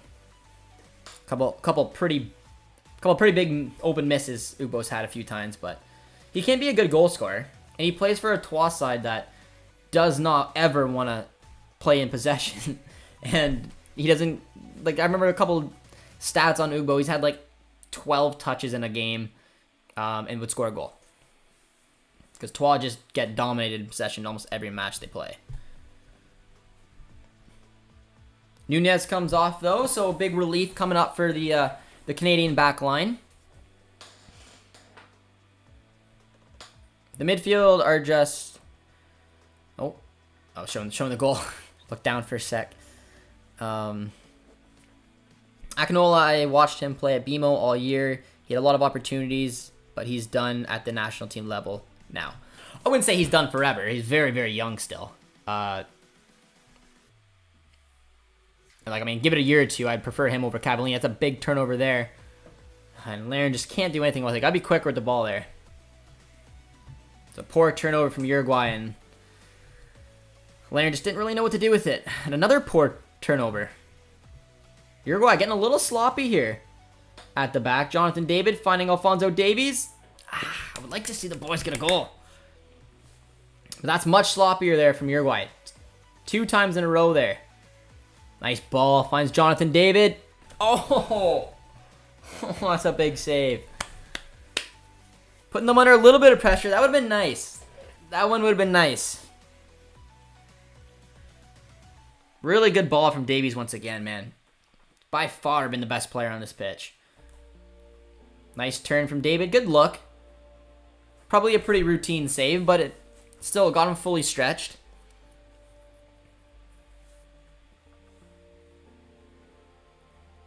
That was a good save, though. But that was 2 big turnovers there from Uruguay. Very sloppy. And we got a corner kick coming up. Davies to take. He's whipped in a few good ones. And as I say that, of course. Not a good one.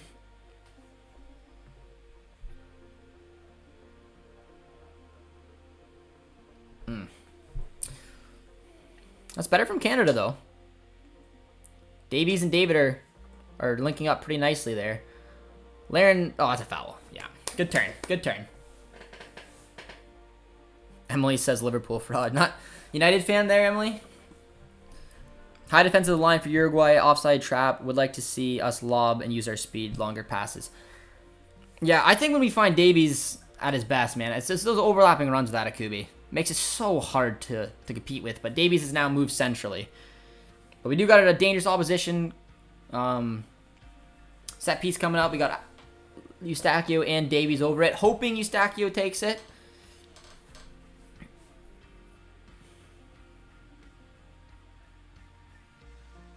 Good ball. Oh, Laren. Come on. Oh, no, it was Miller.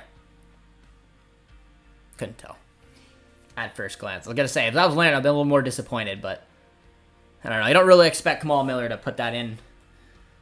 Probably should have done a little bit better, but that's a good chance. Why is Davies playing as Cam? It's because he wants the ball. When you're the starter man like that, you want to have the ball. But look at Canada, man, absolutely pressing them down. Uruguay are really struggling to break out, but now they got the ball and they're on the counter.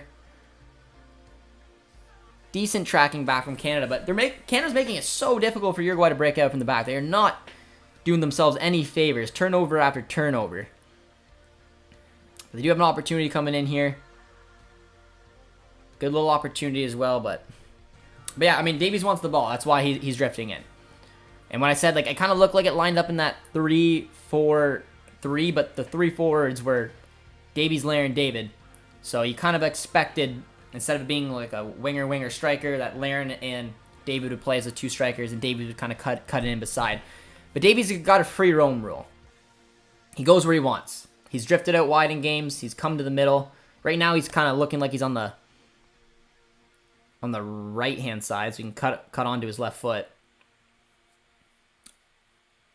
Kind of reverted back to that 3-4-3.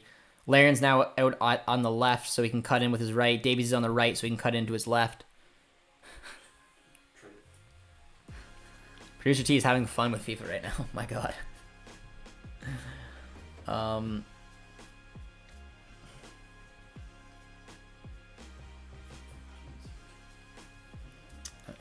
You have too much luck. Davies as a cam reminds me of Alaba. Yeah, it can be. Yeah, it's similar.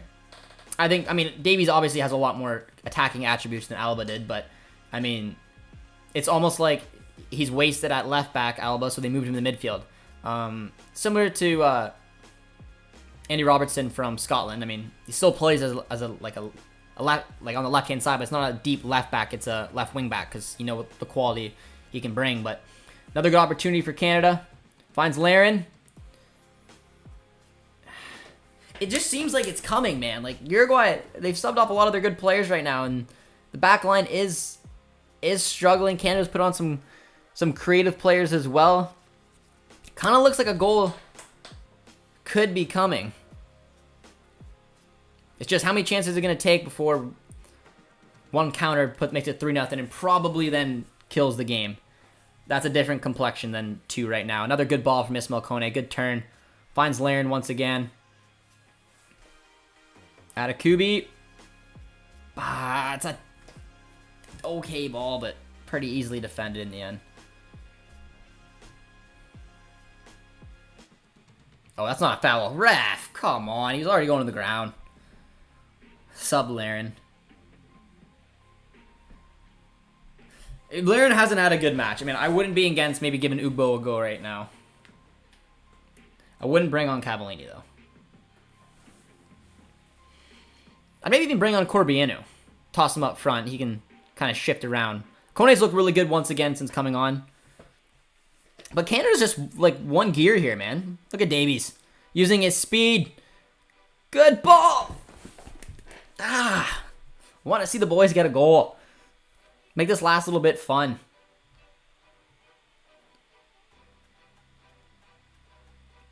Uruguay's doing nothing this half, man. I don't know if they're in just damage control right now. Don't get anybody injured. See out the game, but Canada's one gear. Gear's vertical. It's a book out of Greg's tactics there. They're just going straight at Uruguay, and I don't know, man. I think there's a couple goals coming. Come on, Canada. Wins it back once again, but that was well done. Oh, is it a foul? It is a foul. No? Yeah, it's gotta be. I was gonna say. Or is it injured? Come on, Steph. Get up. Don't scare us now.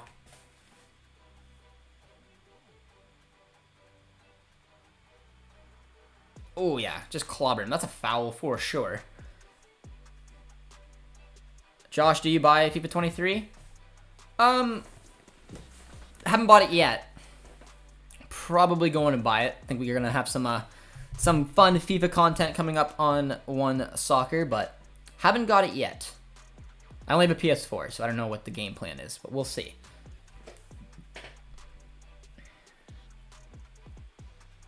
Laren is a statue out there.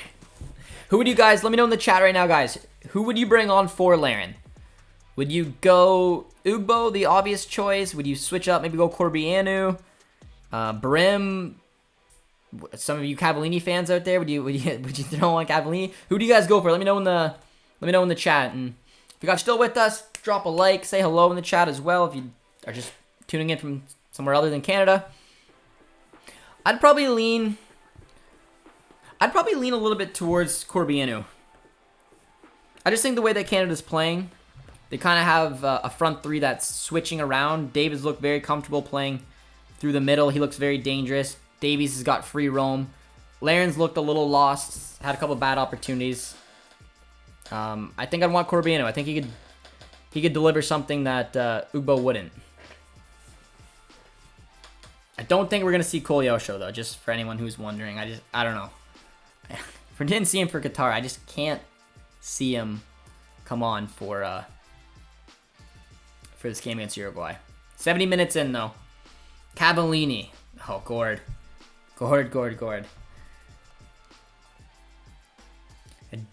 I think Cavallini would probably be the last person I'd bring on.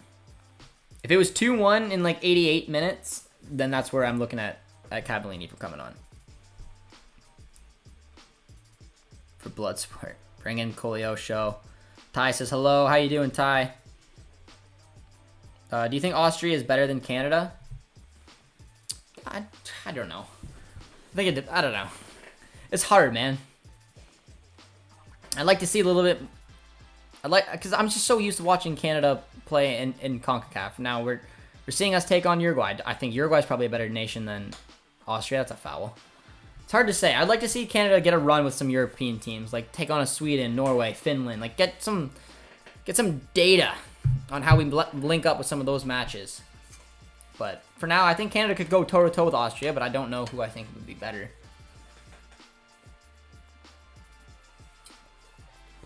Another double substitution coming on for Uruguay. De La Cruz is coming off. He had a pretty good game. Almost went for the the glorious half-field chip. He scored a beautiful free kick. Vecino's coming on, probably to clear up that midfield, lock it down. You think Kone's been invisible? I think I've noticed Kone actually quite a bit since coming on. Just like nothing's too fancy. He's playing a little bit deeper, but he's came on and I thought had a decent influence on the match. More creative outlook than Piet would have ever brought. And a throw.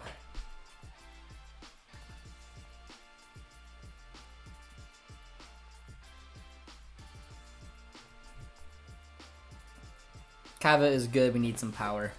Not yet, man. He's not... I don't think... Like, for me, personally, like I said, if it's 2-1, you're chasing goal and you want to just whip in some crosses and whatnot, there's your opportunity to utilize him. But Ubo just did come on as well. I don't know who Ubo came on for. I think Kyle Larin. But there's the obvious substitution, if that is the case. Ugbo for Larin. Different little look right there. And we got Kone on the ball. Let's whip one in. Kone, first assist. That's a good ball. It's out for a corner. Come on. Yep, corner kick coming up for Canada.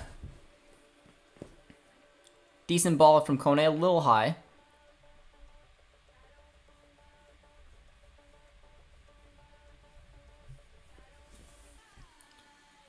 Davies trying something from the training ground. Did not work.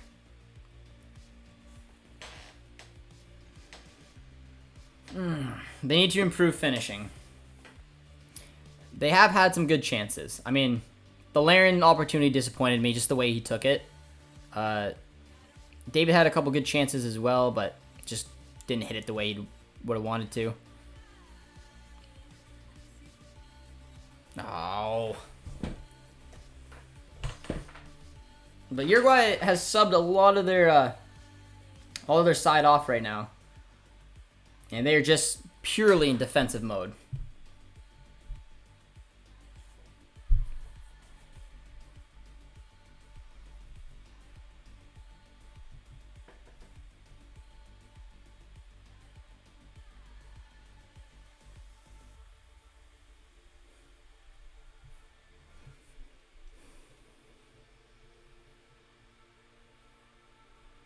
Canada's got a lot of corner kicks.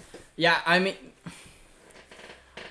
Canada has, in recent games, like I'm talking about like the last like 5 or so games, I always feel like Canada racks up corners. Because I feel like every time I do it, I say like I don't want Davies on corners, but I am warming him up to him on the other side. I like in-swingers. So I like Eustachio whipping it in on his right and then Davies whipping it in on his left. And I'm picturing goals as well, like just through CONCACAF World Cup qualifying where we've scored from corners. But we've had a ton of them. You'd almost expect, I don't know, like something I just like to see is I like Vittoria running near post and just like one of those flick-on headers. We've seen it before. He's very hard to mark. He's the biggest aerial threat we have. I would just be aiming for his head to try to get A, put it on target, or B, just try to flick it back post. Don't got to do it every time, obviously, but I don't see it enough.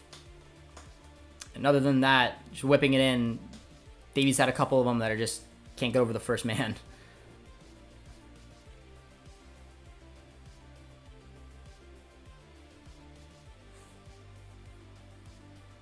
Oh, putting him under a little bit of pressure.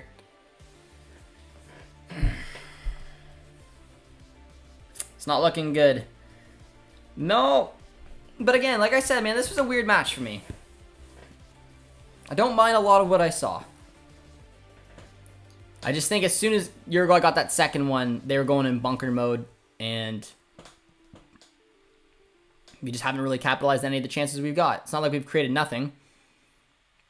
I like Canada trying to take the game to them. I'd feel better if we could maybe nick a late one and just really make it interesting. But that was a tough challenge, though, on Alistair Johnston.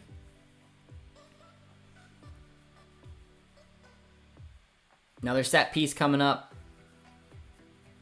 I've talked about Vittoria You can see him there, but he's getting marked pretty heavily. There's not enough black shirts in that box. Steph way deep to Hoylett. It's a decent ball. Defended once again.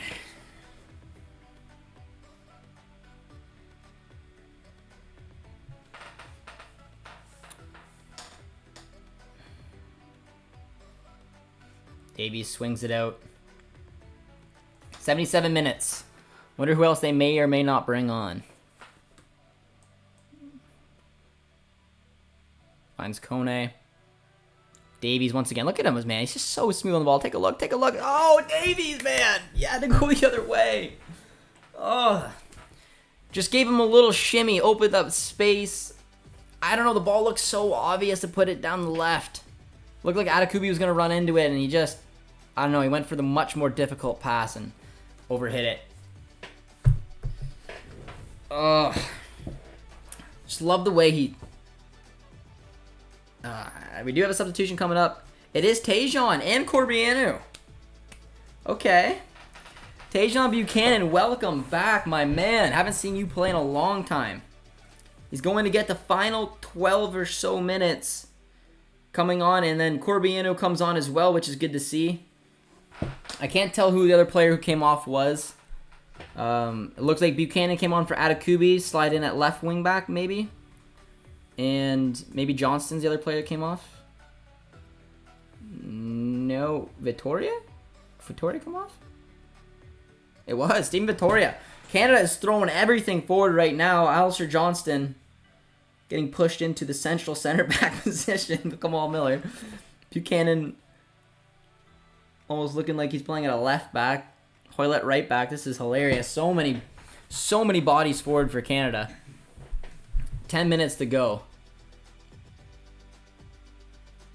It'll take one bad pass to make Canada under a lot of pressure. But that back four right now, for anyone who's wondering, it looks like it's Junior Hoylett at right back, Johnston and Miller the two center backs, and I think Buchanan, maybe Davies in the more left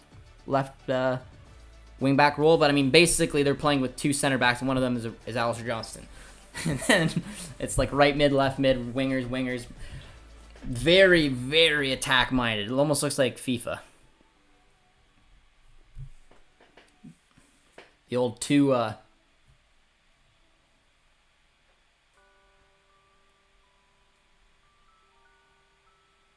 defenders and the rest attackers. This is hilarious. See what I can do. Yeah, Davies moved to left back to allow Tajon to push up a little bit. Hoylett's at right back. Johnston, my boy, is playing at center back. All right, let's see if they can create something. Nicely done. Look at Corbianu. Good to see him back in the national team.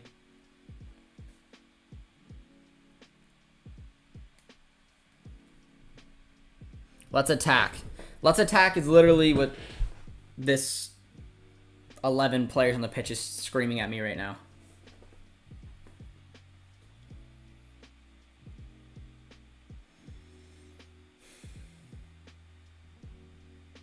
I'm going to just try to think out loud. I think it kind of looks like it's a 4-4-2. Very attack-minded. Borjan's in net. Hoylett's right back. Johnston, Miller, the two center backs. Davies is left back. Corbianu's right mid. Tajon's left mid. Kone and Eustachio are the two center mids. And then Ugbo and David are the two strikers. The most attack-minded 4-4-2 you'd ever see. As Valverde just comes off for Uruguay and Diego Rossi comes on. Ultra attacking, baby. It is. It looks hilarious. The fact that the two positions that get me is that Junior Hoylett's at right back and then Alistair Johnston is center back. All right, well, we're down by 2 with 10 to go. So, you know, what else are you going to do? So, I know there's not a difference of losing 3-4-0 versus 2-0, but I don't really want to get embarrassed here, so...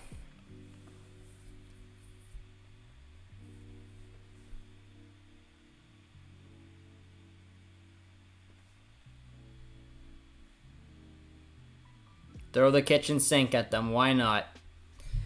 Why not is right, Kelly.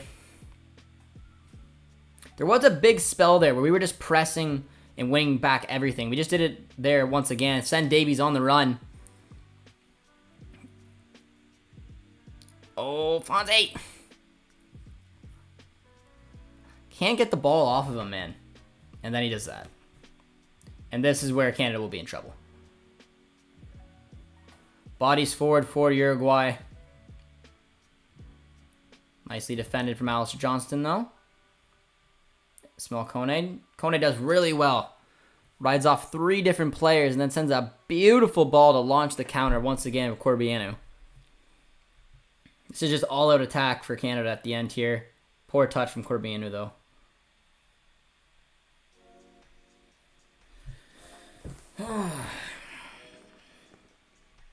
Let's get one. I'd like to see us get one, man. Like, get one now. Make these last minutes, like... If Canada scored 2 late ones, I would say it's, like, a pretty good result. The way that Uruguay just approached the match.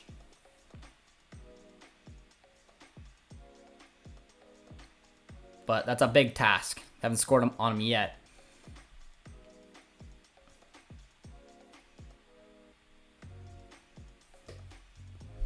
Yeah, I thought Kone's looked pretty good since coming on. They looks very smooth on the ball. It's a good ball. That's Ugbo on it. Finds Corbianu.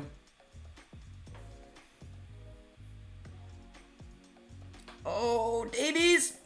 David! Come on, boys! Just sitting there.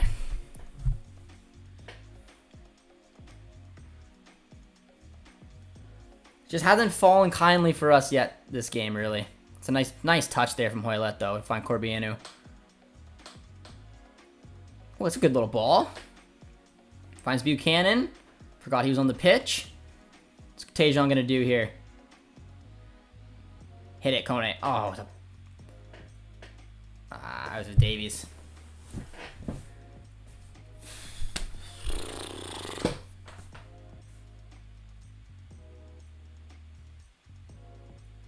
Very open at the back.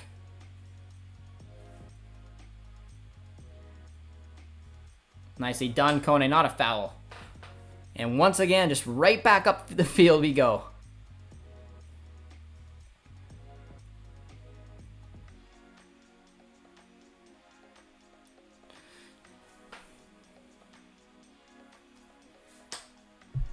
Any chance for a goal? There's definitely a chance. They're just the ball's somewhere just falling for us. We just haven't been able to get it. I don't know. It just kind of seems like it's not going to go our way right now. Oh, Corbianu. Corbianu's struggling a little bit with 1v1s. And look how open it is going the other way. 3v2-ish for Uruguay. Kamal Miller does very well with Rossi.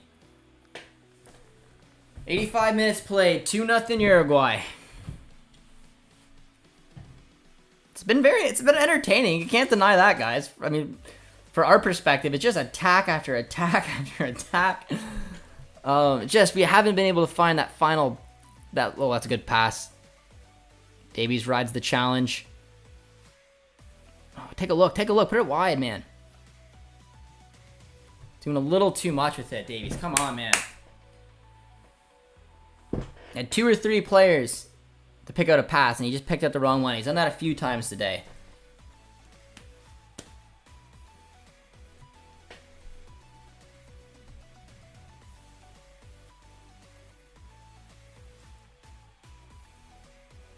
Eustachio has been relatively quiet considering what he usually brings. Kone's been awesome. Davies needs to go in the wing. Well, it's just so weird because, like, he did so well. Like, he's done this multiple times tonight. He's done so well to ride off challenges, to put himself in a position to make a play, and he picks the wrong one. And, like, again, I'm just seeing it something different at my level versus him right on the pitch, but there's been 2 or 3 times he's looked like the play is to go to the left. You have Atakubi or Buchanan or someone running down, just slide the ball into them or switch it over, and he makes the more difficult one. And it hasn't really went his way.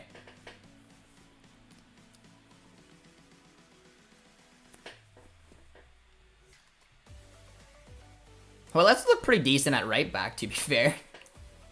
The ball stayed in, no? Foul on Hoylett, come on. Sub Davies got tunnel vision. I don't know about that, but... Because you know he's got the quality that if something's going to happen, it is going to come through Davies. It's just... No, it's not like he's going through... It's not like he's going for himself. It's not like he's going to try to take on 5 players and go for themselves. He's just making the wrong pass. It's just because, like, he's not a cam. He's very talented. It's just that decision-making, in my opinion, in that situation is a little off. He's a winger. He needs to play as a winger. He needs to play as a wing back. He needs to be running at players 1v1, show his potential, whipping balls. I just think he's a little bit wasted when he plays as a cam, as a striker. Despite looking good on the ball in the middle, he's just making the wrong decisions. It's just very easy like that.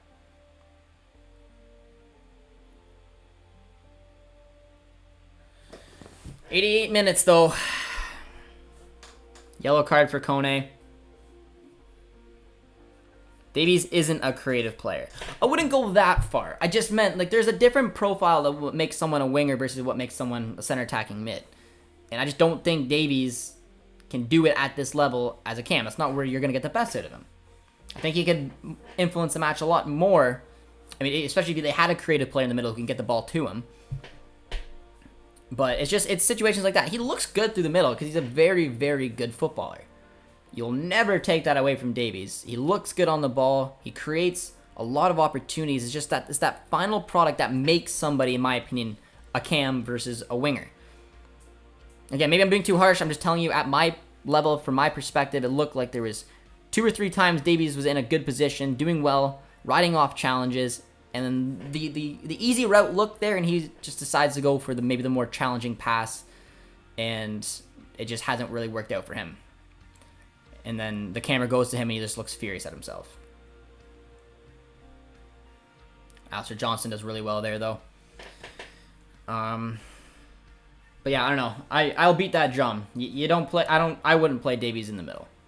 I've had a lot of people on Twitter though, like who's given a good shout for Davies to play centrally, and I just not for me. It's not what makes him him. When Soccer just made a good point, Eustachio put in a solid performance against Juventus and Real Madrid central midfielders Bentancur and Valverde. Yeah, I'm a little surprised that the performer of the match went to Eustachio, to be honest. Oh, Buchanan having a little creativity there. If only they had a player like Harry Kane or Mason Mount.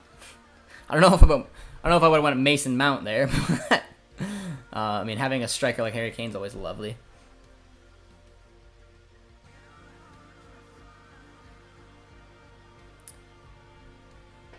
Yeah, missing Buchanan on the wing is always fun. But if I'm looking at this performance versus Uruguay today versus like the US's 2-0 loss to Japan, I'm 10 times happier that Canada. Oh, Davies, that summed up the performance today, my man.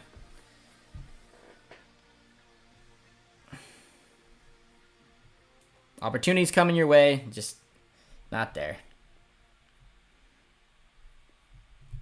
But I don't know, if Canada had like a center attacking mid, like a true 10, which in my opinion, Osorio's not it, Hoylett's not it, David's not it. We don't have a true out and out quality number 10.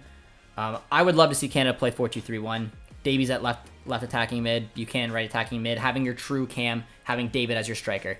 That is something that's so ideal, but we don't have it, which is why we see a lot of the 4-4-2s, and then Kyle Larin has his moments.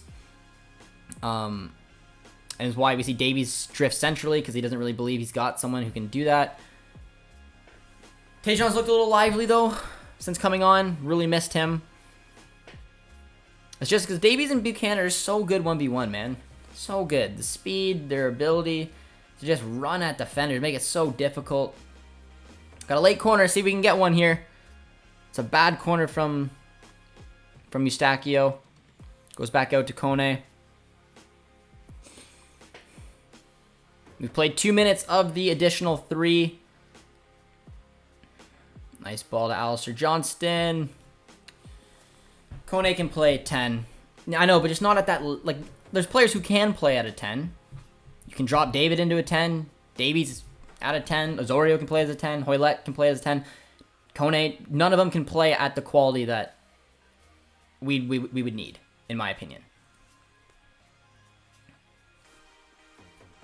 And I don't think Kone is an out-and-out 10. I still think he's kind of more leaning towards an 8 as opposed to a 10.